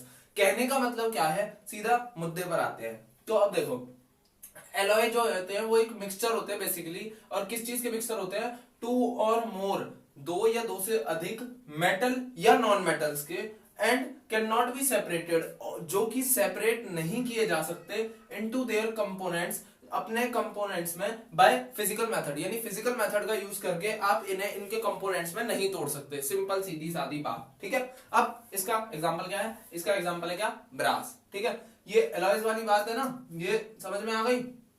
फटाफट से छाप लो इसको, जल्दी नोट कर लो, जल्दी जल्दी जल्दी नोट करो, फिर आगे बढ़े। सो गाइस अब आगे बढ़ते हैं। अब मेरी बात सुनो, अब यहाँ पे हम क्या देखने वाले हैं, कुछ ये तीन टाइप के सॉल्यूशंस होते हैं बेसिकली। तो एक तो सिंपल सॉल्यूशन हो गया, एक सस्पेंशन होता है और एक कोलाइडल होता है। बेसिकली ये तीनों एक फेज होते हैं। तो अब देखो क्या होता है इन तीनों में। बेसिकली हम इन चीजों की बात करने वाले हैं कि सॉल्यूशन में किस सॉल्यूशन जो है वो किस टाइप का मतलब सॉल्यूशन होता है, और साइज ऑफ पार्टिकल क्या होता है, टिंडल इफेक्ट क्या होता है, स्टेबिलिटी कैसी होती है, और फिल्ट्रेशन में मतलब क्या होता है। तो अभी देखो मैं इस पूरी टेबल को ना डिटेल में एक्सप्लेन करने वाला है। तो अब देखो जो सॉल्यूशन होता है वो होमोजेनियस इन टाइप होता है, मतलब होमोजेनियस इन नेचर होता है। जैसे कि मैंने तुम्हें बताया था कि सॉल्यूशन का अभी हम देख क्या है कि सॉल्यूशन क्या होता है, एक बेसिकली होमोजेनियस मिक्सचर होता है। अब देखो जो सस्पेंशन होता है वो हेट्रोटाइप नेचर का होता है। तो होता तो एक तरीके से सॉल्यूशन है, लेकिन वो होता किस टाइप का? हेट्रोटाइप का होता है। और जो कोलाइडल होता है वो भी एक हेट्रोटाइप का होता है। अब देखो कि साइज ऑफ पार्टिकल सॉल्यूशंस में कैसा होता है। जो सॉल्यूशंस होते हैं ना, मतलब जो होमोजेनियस, मतलब एक तरीके से एक्चुअल सॉल्यूशन होते हैं, जो ट्रू सॉल्यूशन होता है, हाँ यहाँ ट्रू और लिख लेना। तो जो ट्रू सॉल्यूशन होते हैं, तो ट्रू सॉल्यूशंस के बीच की बात है ये, है ना? तो अब देखो ट्रू सॉल्यूशन जो होता है उसके जो पार्टिकल का साइज होता है वो 1 नैनोमीटर होता है। 1 नैनोमीटर, लेस देन 1 नैनोमीटर, यानी 1 नैनोमीटर से भी कम होता है। nm मतलब नैनोमीटर, है ना? और 1 नैनोमीटर की ये कैलकुलेशन है कि 1 nanometre is equals to 10⁻⁹ metre. और इसको हम ऐसे भी लिख सकते हैं पॉजिटिव पावर में करने के लिए 1/10⁹ मीटर, ठीक है? अब जो ये होता है सस्पेंशन, इसका जो पार्टिकल का साइज होता है, तो इसके पार्टिकल का साइज क्या होता है? ग्रेटर देन 100 नैनोमीटर, ये सस्पेंशन है। तो सस्पेंशन का क्या है कि 100 नैनोमीटर से भी साइज और बड़ा होता है। और कोलाइडल में क्या होता है? In between 1 nanometre and 100 nanometre. अभी मैं इन तीनों के तुम्हें डायग्राम दिखाने वाला हूं, अभी डिस्प्ले भी हो जाएंगे थोड़ी देर में, या फिर डिस्प्ले हो भी रहे होंगे। तो देखो in between 1 nanometre to 100 nanometre.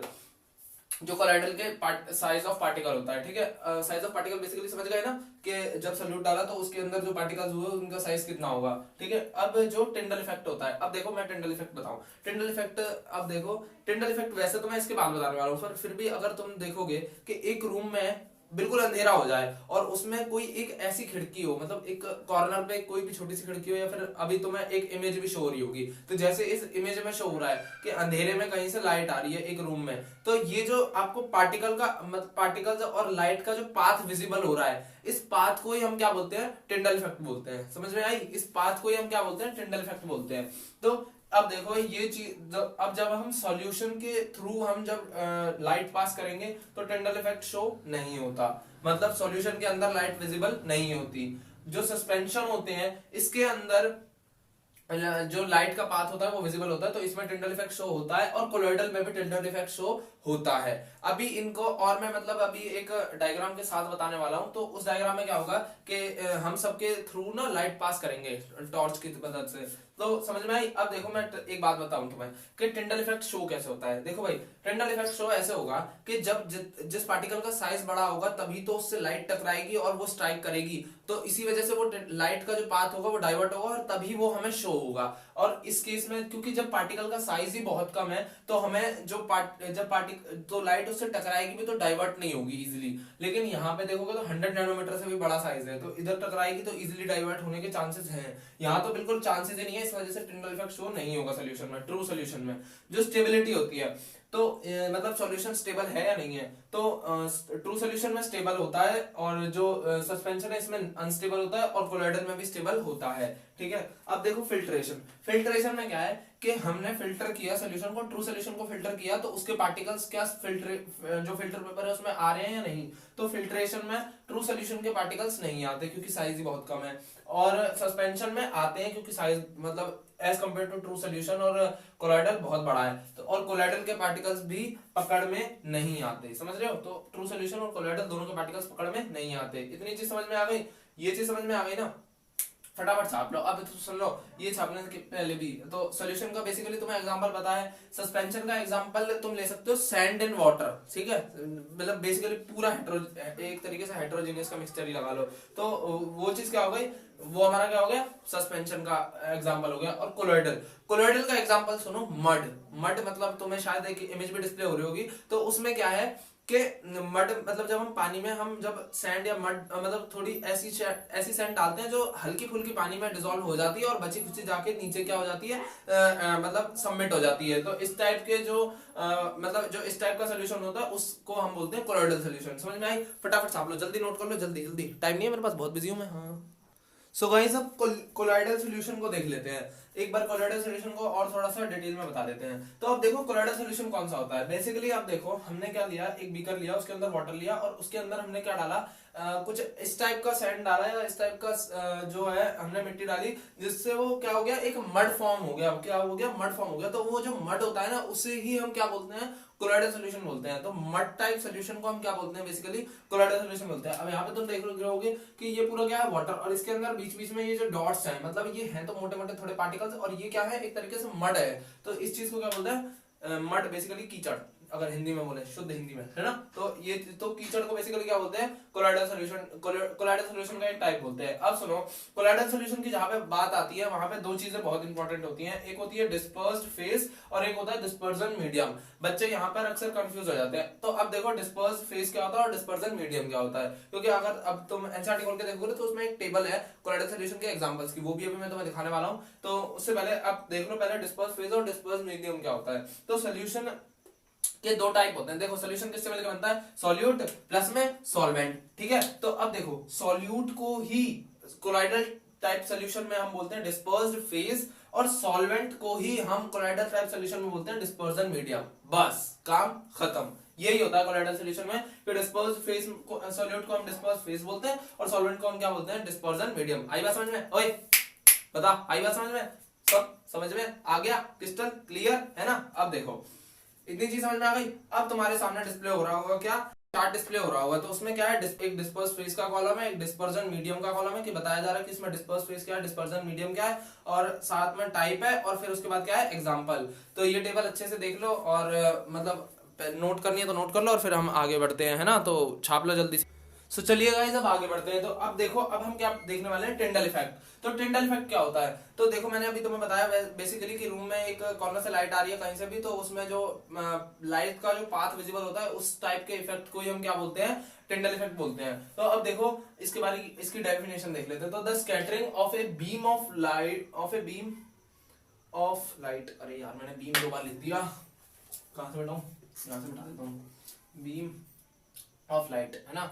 तो the scattering of a beam of light by a medium containing suspended particles is called Tyndall effect. अब देखो जो स्कैटरिंग होती है किसकी, बीम ऑफ लाइट की, यानी कि एक beam of light I, beam of light कैसे आएगी, एक होल या फिर एक खिड़की के थ्रू, है ना। तो अब देखो जो बीम की जो लाइट का जो बीम है वो जब स्कैटर हुआ पार्टिकल्स पे पड़ने के बाद by a medium containing suspended particles, जैसा कि मैंने बताया था जब हम अभी वो टेबल देख रहे थे, तो उसमें क्या था कि जो पार्टिकल्स का साइज बड़ा होगा तभी तो मतलब उस पर टकरा के वो स्कैटर होगी। तो इसीलिए यहाँ पे देखो सस्पेंडेड पार्टिकल बेसिकली सस्पेंशन वाले पार्टिकल्स का बात हो रही है यहाँ पे, समझ रहे हो। जहां मैंने तुम्हें बताया था कि जो सस्पेंशन है उसमें जो पार्टिकल्स का साइज है वो बड़ा है, तो इस वजह से उस पर जब लाइट की बीम जो स्ट्राइक करेगी तो वो स्कैटर होगी, उस वजह से उस लाइट का पाथ विजिबल होगा, समझ रहे हो। तो यहाँ पे सस्पेंडेड टाइप पार्टिकल्स की ही जरूरत होती है टिंडल इफेक्ट को दिखाने के लिए, ठीक है, इज कॉल्ड टिंडल इफेक्ट। तो इसको क्या बोलते हैं, टिंडल इफेक्ट बोलते हैं। अब आप लोगों के सामने इमेज डिस्प्ले हो रही होगी टिंडल इफेक्ट की, तो ठीक है, इस टाइप की जब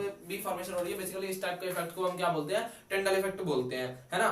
अब तुम्हारे सामने सेकंड इमेज डिस्प्ले हो रही होगी किस चीज की, कि एक लाइट पास कर रही है किसके थ्रू, ट्रू सॉल्यूशन के थ्रू, कोलॉइडल के थ्रू और सस्पेंशन के थ्रू। मतलब पहले हमने टॉर्च से सॉल्यूशन के थ्रू लाइट पास कराई, तो सॉल्यूशन में जो सॉल्यूशन का जो मतलब बीकर है उसमें हमें लाइट का जो पाथ है वो विजिबल नहीं हुआ। फिर उसके बाद हमने कोलॉइडल सॉल्यूशन के थ्रू पास कराई, तो कोलॉइडल में हमें दिखा और सस्पेंशन में भी हमें दिखा, समझ रहे हो। तो टिंडल इफेक्ट दोनों में दिखा, किसमें, सस्पेंशन और कोलॉइडल दोनों में, लेकिन ट्रू सॉल्यूशन में हमें नहीं दिखा। क्यों?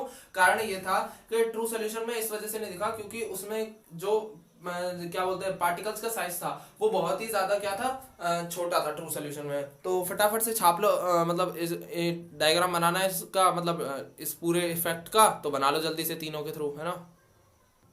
सो गाइज अब हम मिक्सचर्स और कंपाउंड्स के बीच का फर्क जान लेते हैं, मतलब दोनों के बीच में डिफरेंस कर लेते हैं। तो क्वेश्चन आ सकता है क्या, difference between mixture and compound. तो दोनों के बीच का हमें डिफरेंस पता होना चाहिए। तो देखो पहला पॉइंट क्या है मिक्सचर का, कि एलिमेंट्स और compounds just mix together to form a mixture. मतलब क्या कि जो एलिमेंट्स हैं या कंपाउंड्स हैं वो दोनों मिक्स होंगे और क्या जनरली मिक्स होंगे, मतलब और कुछ मतलब उसमें कोई केमिकल का यूज नहीं किया जाएगा, मतलब केमिकली दोनों को कंबाइन नहीं किया जाएगा, जस्ट मिक्स कर दिया जाएगा टू फॉर्म अ मिक्सचर, ठीक है, सिंपल सीधी सादी बात। अब elements combine together chemically to form a new compound, मतलब क्या कि दो मतलब एलिमेंट्स जो है वो कंबाइन करेंगे, दो या दो से अधिक, और क्या एक केमिकल प्रोसेस के थ्रू एक नया कंपाउंड फॉर्म करेंगे, सिंपल, ठीक है। अब देखो a mixture has variable composition, मतलब क्या कि जो मिक्सचर है उसके पास एक वेरिएबल कंपोजिशन हो सकता है, मतलब वो हो सकता है होमोजेनियस हो सकता है वो हेटेरोजेनियस हो, ठीक है। और जो कंपाउंड्स हैं हैव फिक्स्ड कंपोजिशन, मतलब देखो यहाँ पे वेरिएबल कंपोजिशन का मतलब बेसिकली ये है कि उनका जो जैसे मैंने बताया था पार्टिकल्स का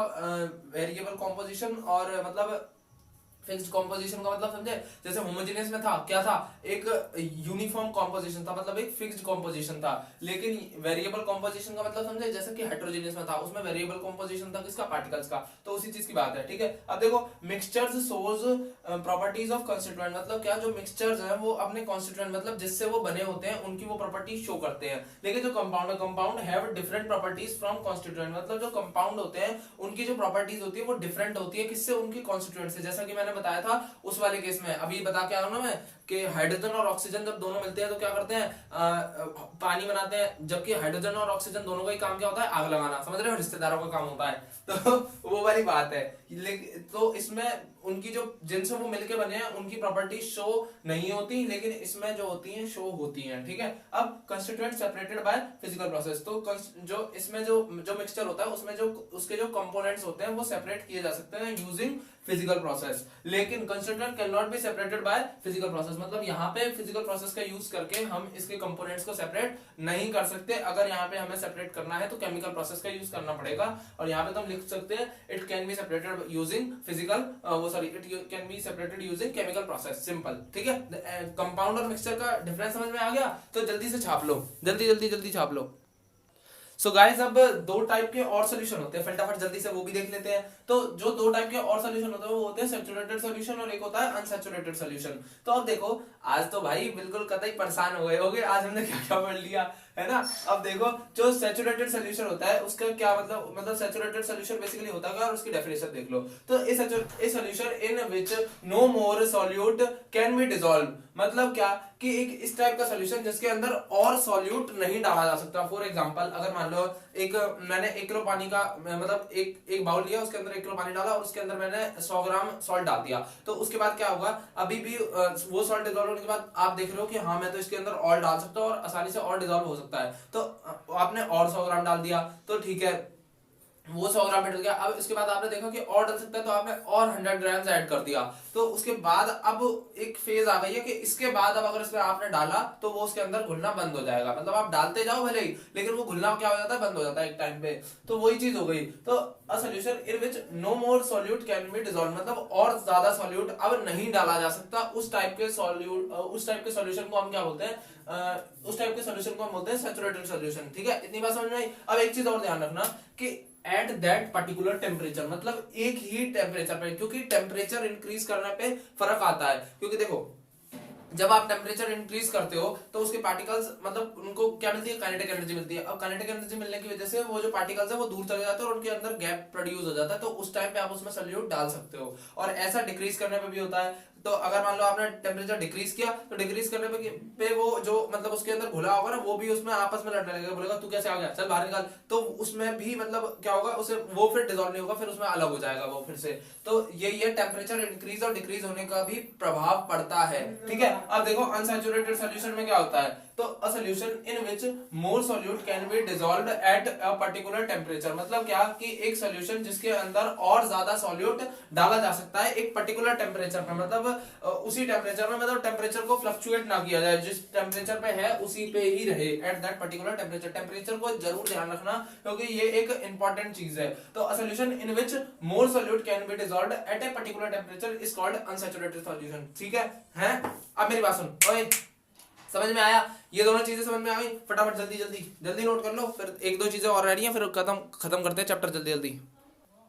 अब भाई देखो, स्टॉप सॉल्युबिलिटी क्या होती है। ठीक है, तो अब देखो कि the max amount of solute which can be dissolved, मतलब क्या कि जो सबसे ज्यादा, मतलब मैक्स मतलब क्या होता है, सबसे हाईएस्ट तो है ना। तो सबसे highest amount of solute which can be dissolve, जो कि डिसॉल्व हो सकता है 100 ग्राम ऑफ सॉल्वेंट, मतलब किसी भी 100 ग्राम ऑफ सॉल्वेंट में, मतलब 100 ग्राम सॉल्वेंट का मतलब ये नहीं है कि सॉल्वेंट से वाटर ही होगा, कुछ भी हो सकता है वो। ठीक है, तो 100 ग्राम ऑफ सॉल्वेंट में एक जो सबसे हाईएस्ट सॉल्यूट होगा जो डिसॉल्व होगा एट ए स्पेसिफाइड टेम्परेचर, मतलब एक फिक्स टेम्परेचर पे। मतलब ऐसा नहीं है जैसे मैंने तुम्हें बताया अभी किसमें, जो अभी हम पीछे टर्म पढ़ के आए हैं, तो उसमें क्या टेम्परेचर फ्लक्चुएशन जो अभी हमने पढ़ी थी सैचुरेटेड और अनसैचुरेटेड सॉल्यूशन की। तो वहां पे जैसे मैंने बताया था कि टेम्परेचर फ्लक्चुएट करने पे जो है जो अमाउंट ऑफ सॉल्यूट है वो भी फ्लक्चुएट होता है। तो इसी यही चीज मैं कह रहा हूं कि अगर एक स्पेसिफाइड टेम्परेचर पे एक 100 ग्राम ऑफ सॉल्वेंट में जो highest amount of solute dissolve होता है, उस चीज को हम सॉल्युबिलिटी बोलते हैं, उस सॉल्यूट की जिस सॉल्वेंट में वो डिसॉल्व होता है जिस टेम्परेचर पे। समझ में आया? थोड़ा सा कंफ्यूजिंग है आई नो, बट इस चीज को आपको थोड़ा क्लियर करना पड़ेगा। क्यों? क्योंकि ये जो टॉपिक है ये थोड़ा सा सेंसिटिव टॉपिक है, मतलब ये इजीली ना समझ में नहीं आता बच्चों को। तो ध्यान रखना इस चीज का कि क्या कहने का मतलब क्या है। मैं एक बार फिर से समझा देता हूं कि the max amount of solute, मतलब क्या कि जो सॉल्यूट का मैक्स अमाउंट है वो which can be dissolved in 100 gram of solvent, मतलब 100 ग्राम सॉल्वेंट में जो हाईएस्ट सॉल्यूट की पॉसिबिलिटी है डिसॉल्व होने की, वो पॉसिबिलिटी नहीं, मतलब जो डिसॉल्व होगा एक्चुअल में, है ना। और is at a specified temperature, एक फिक्स टेम्परेचर पे, मतलब टेम्परेचर को चेंज नहीं करना है, इज नोन एज, इस चीज को हम क्या बोलते हैं, सॉल्युबिलिटी किसकी, उस सॉल्यूट की, किसमें, उस सॉल्वेंट में, किस पे, एट ए पर्टिकुलर टेम्परेचर। मतलब ये सारी चीजें क्या होती है, एक फिक्स्ड चीजें होती हैं। ठीक है, तो ये चीज समझ में आई। सॉल्युबिलिटी को नोट करो फटाफट जल्दी से और हम आगे बढ़ते हैं। सो गाइज अब आ जाते हैं तुम लोगों के डरने वाले पार्ट पे। तो डरने वाला पार्ट क्यों? क्योंकि ये यहाँ से थोड़ा सा न्यूमेरिकल पार्ट शुरू होता है। तो यहाँ पे अक्सर मतलब जो थोड़े ठीक ठाक स्टूडेंट होते हैं ना, तो वो लोग डरते हैं यहाँ पे। तो डरने का नहीं, हम बताएगा तुमको, डरने का नहीं। सुन रहे हो, मेरे साथ पढ़ रहे हो, मतलब डर को भगा दो अपना। ठीक है, अब सुनो। तो अब हम क्या कर देखते हैं कंसंट्रेशन ऑफ सोल्यूशन के। कंसंट्रेशन ऑफ सोल्यूशन क्या होती है? तो अब मेरी बात सुनो, concentration of a solution is the amount of solute, मतलब क्या कि कंसंट्रेशन ऑफ सॉल्यूशन क्या होती है, is the amount of solute present in the given amount of solution. समझ में आया?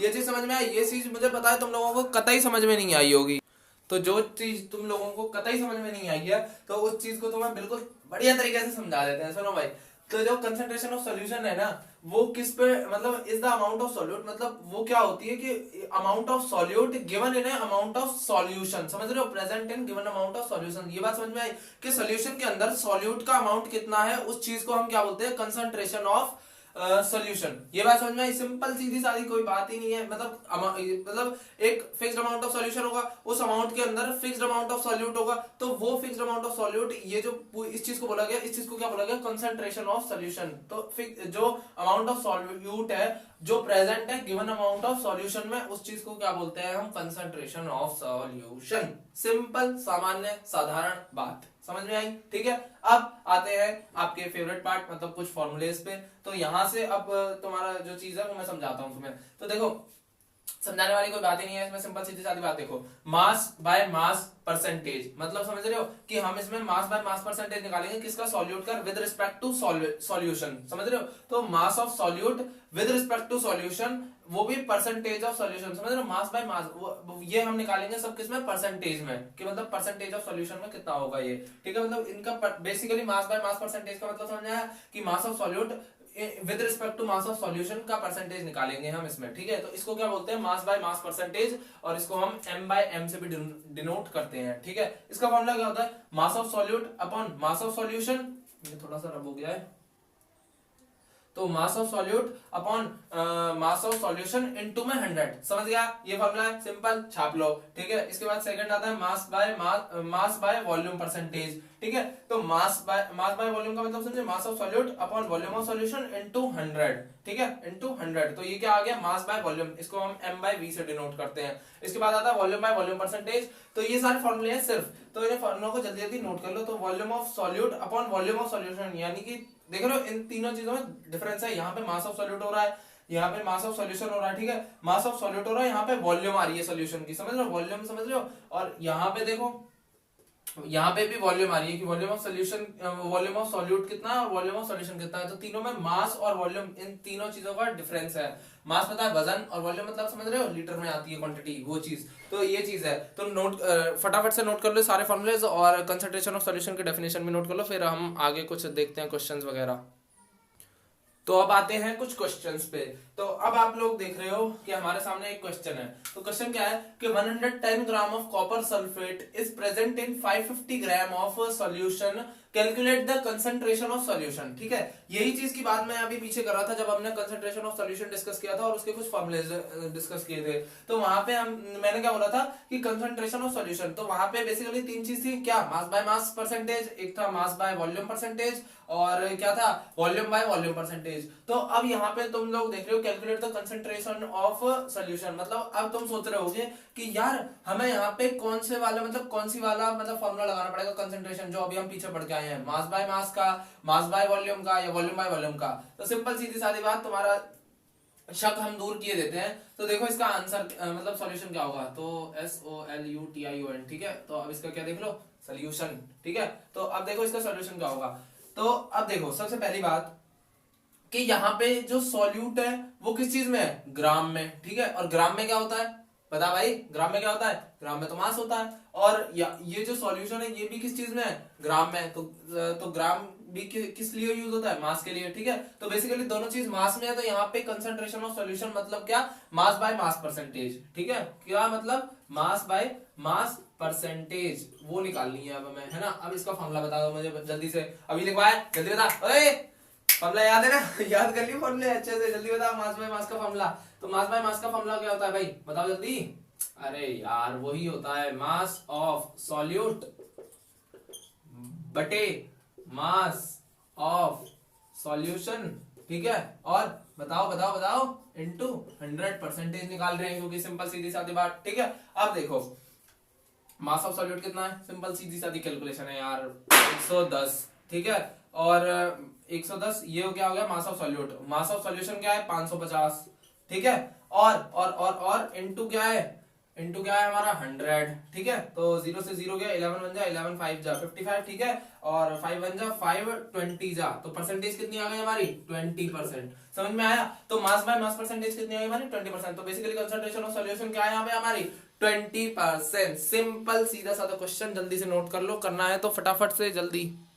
सो गाइस बढ़ते हैं अपने नेक्स्ट क्वेश्चन की तरफ। तो हमारा नेक्स्ट क्वेश्चन क्या है कि 500 ग्राम ऑफ वाटर और 30 gram of glucose and 20 gram of common salt are dissolved. मतलब क्या कि 30 ग्राम ऑफ ग्लूकोज और 20 ग्राम ऑफ सॉल्यूट है, और जो कि 500 ग्राम ऑफ वाटर में क्या किए गए हैं, डिसॉल्व किए गए हैं। सिंपल। तो आप लोगों को आई होप इतना मेरे हिसाब से समझ में आ गया होगा कि सॉल्यूट क्या है और सॉल्वेंट क्या है, ठीक है। अब जिन जिन को समझ में आ गया है वो फटाफट से कमेंट में बताओ कि सॉल्यूट क्या है और सॉल्वेंट क्या है, ठीक है। अब इसके बाद देखो कि कैलकुलेट द कंसंट्रेशन। तो अब हमें कंसंट्रेशन निकालनी है किसकी, ए ग्लूकोज की और दूसरी किसकी, कॉमन सॉल्ट की, ठीक है। In terms of mass by मास, क्योंकि तीनों चीजें क्या है, मास में है। सिंपल सीधी सादी बात है, ठीक है। तो अब मास बाय मास निकालने से पहले अब हमें देखो यहाँ पर अब जो लोग गलती करेंगे वो क्या करेंगे कि ग्लूकोज की निकालने के लिए 30 बाय 500 ग्राम लिख देंगे।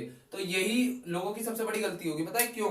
क्योंकि मास ये तीनों डिसॉल्व हुए हैं एक ही बार पे, समझ रहे हो। तो 500 ग्राम ऑफ वाटर के अंदर मैंने पहले 30 ग्राम ऑफ ग्लूकोज डाला और फिर उसके बाद 20 ग्राम ऑफ क्या डाला, कॉमन सॉल्ट भी डाला। तो देखो अब मास ऑफ सॉल्यूशन निकालना पड़ेगा हमें पहले, मास ऑफ सॉल्यूशन। तो मास ऑफ सॉल्यूशन क्या होगा भाई, mass of solvent, mass of solute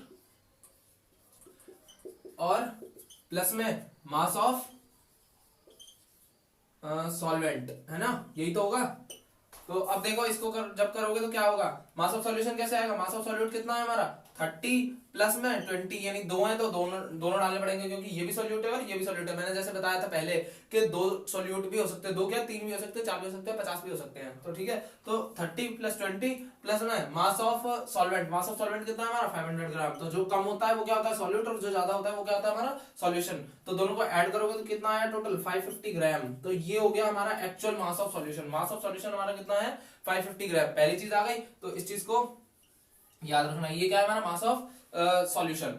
अब हम आते हैं किस पे, अपना मास बाय मास परसेंटेज पे। तो मास बाय मास परसेंटेज ऑफ किसका, ग्लूकोज का निकालते हैं पहले।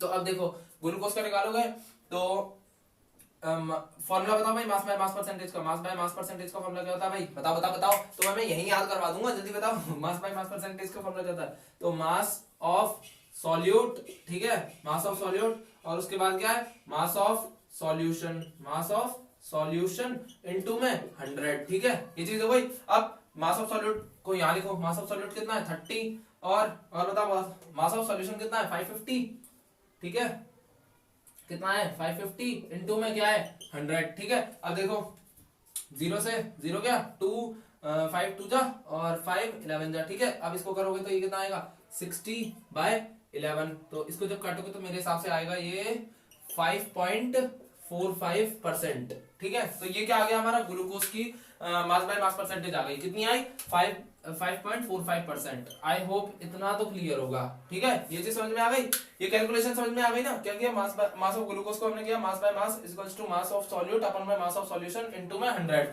फिर मास ऑफ सॉल्यूट की जगह पे यहाँ पे कर लो मास ऑफ ग्लूकोज, क्योंकि भाई यहाँ पे सॉल्यूट हमारा क्या है ग्लूकोज, तो यहाँ पे पहले ग्लूकोज लिख लो, क्योंकि हमें वहां पे भी यही फॉर्मूला लगाना है। इतना समझ में आ गया, फटाफट से नोट कर लो, ठीक है। तो यहाँ पे क्या हुआ कि मास ऑफ ग्लूकोज अपॉन में मास ऑफ सॉल्यूशन इनटू में 100, और मास ऑफ ग्लूकोज कितना था 30 और ये 550 था। तो इसको हमने काट दिया इधर से, और यहाँ से इसको जब काटोगे तो ये कितना है 5.45%। इतना समझ में आ गया, फटाफट छाप लो, जल्दी छाप लो, छाप लिया। चलो अब इसका सेकंड पार्ट निकालते हैं। तो इतना आई होप हमारा किसी काम का नहीं है, तो ये नोट कर लिया होगा आप लोगों ने। अब इसके बाद हम किस पे आते हैं, मास ऑफ किस पे बता दे जल्दी यार। अब हम क्या कैलकुलेट करेंगे, अब हम इसका बी पार्ट निकालेंगे। तो बी पार्ट क्या है कॉमन सॉल्ट, तो m/m ऑफ कॉमन सॉल्ट, ठीक है। अब वो भी सेम ही चीज है, तो फॉर्मूला लिख लेना तुम लोग। मैं आगे सीधा कैलकुलेशन करा दूं या छोड़ो मैं लिखवा ही देता हूं। तो m/m ऑफ कॉमन सॉल्ट, ठीक है, तो ये तो लिख लिया। तो m/m का फॉर्मूला क्या होता है भाई, बताओ जल्दी। मास ऑफ सॉल्यूट नहीं लिखेंगे, क्या लिखेंगे कॉमन सॉल्ट, ठीक है, कॉमन सॉल्ट अपॉन में मास ऑफ सॉल्यूशन, ठीक है, मास ऑफ सॉल्यूशन इनटू में 100, ठीक है। अब यहाँ पे कॉमन सॉल्ट का क्या है, कितना है पॉज करके पहले ये क्वेश्चन कर लेना, पहले यहाँ पहले बता रहा हूँ। तो बताओ कॉमन सॉल्ट का मास कितना, वो मास कितना है 20, और टोटल कितना निकला था 550 ग्राम सॉल्यूशन का, इनटू में 100। अब इसको तो सॉल्व कर ही लोगे, सॉरी यहाँ पे ग्राम हटा देना, तो इसको तो सॉल्व कर ही लोगे कि नहीं करोगे? बता दो, बता दे। तो 5 2 जा और 5 11 जा, ठीक है। अब इसको करोगे तो ये कितना आएगा 40/11। अब इसको काट लोगे या नहीं काटोगे?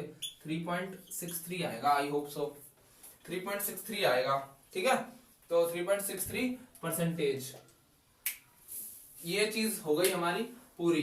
क्वेश्चन आ गया समझ में आया कि नहीं आया? ठीक है, ये फॉर्मूले अच्छे से याद कर लेना, मेरी बात सुन लो ध्यान से, ठीक है, छाप लो जल्दी। यहां पर हमारा फाइनली ये चैप्टर होता है खत्म। अगर आप लोगों ने वीडियो में यहां तक बने हुए हैं तो आप लोगों को ये चैप्टर आई होप कंफर्म पूरा समझ में आ गया होगा। अब आप लोगों की कोई डाउट्स नहीं रहे होंगे। अगर फिर भी कोई डाउट है तो फटाफट से कमेंट में टाइप कर दो यार, इतना टाइम मत लगाया करो, मैं जल्दी से जल्दी डाउट्स को क्लियर करने की कोशिश करूंगा। तो अब इसके बाद क्या करना है, अब जाके एनसीईआरटी के क्वेश्चंस लगाना, अच्छे से समझ लेना और इस नोट्स को रिवाइज कर देना ना, और पढ़ाई करो। और हम मिलेंगे अब नेक्स्ट वीडियो में, तो तब तक के लिए ऑल द वेरी बेस्ट। और चलो ओके बाय।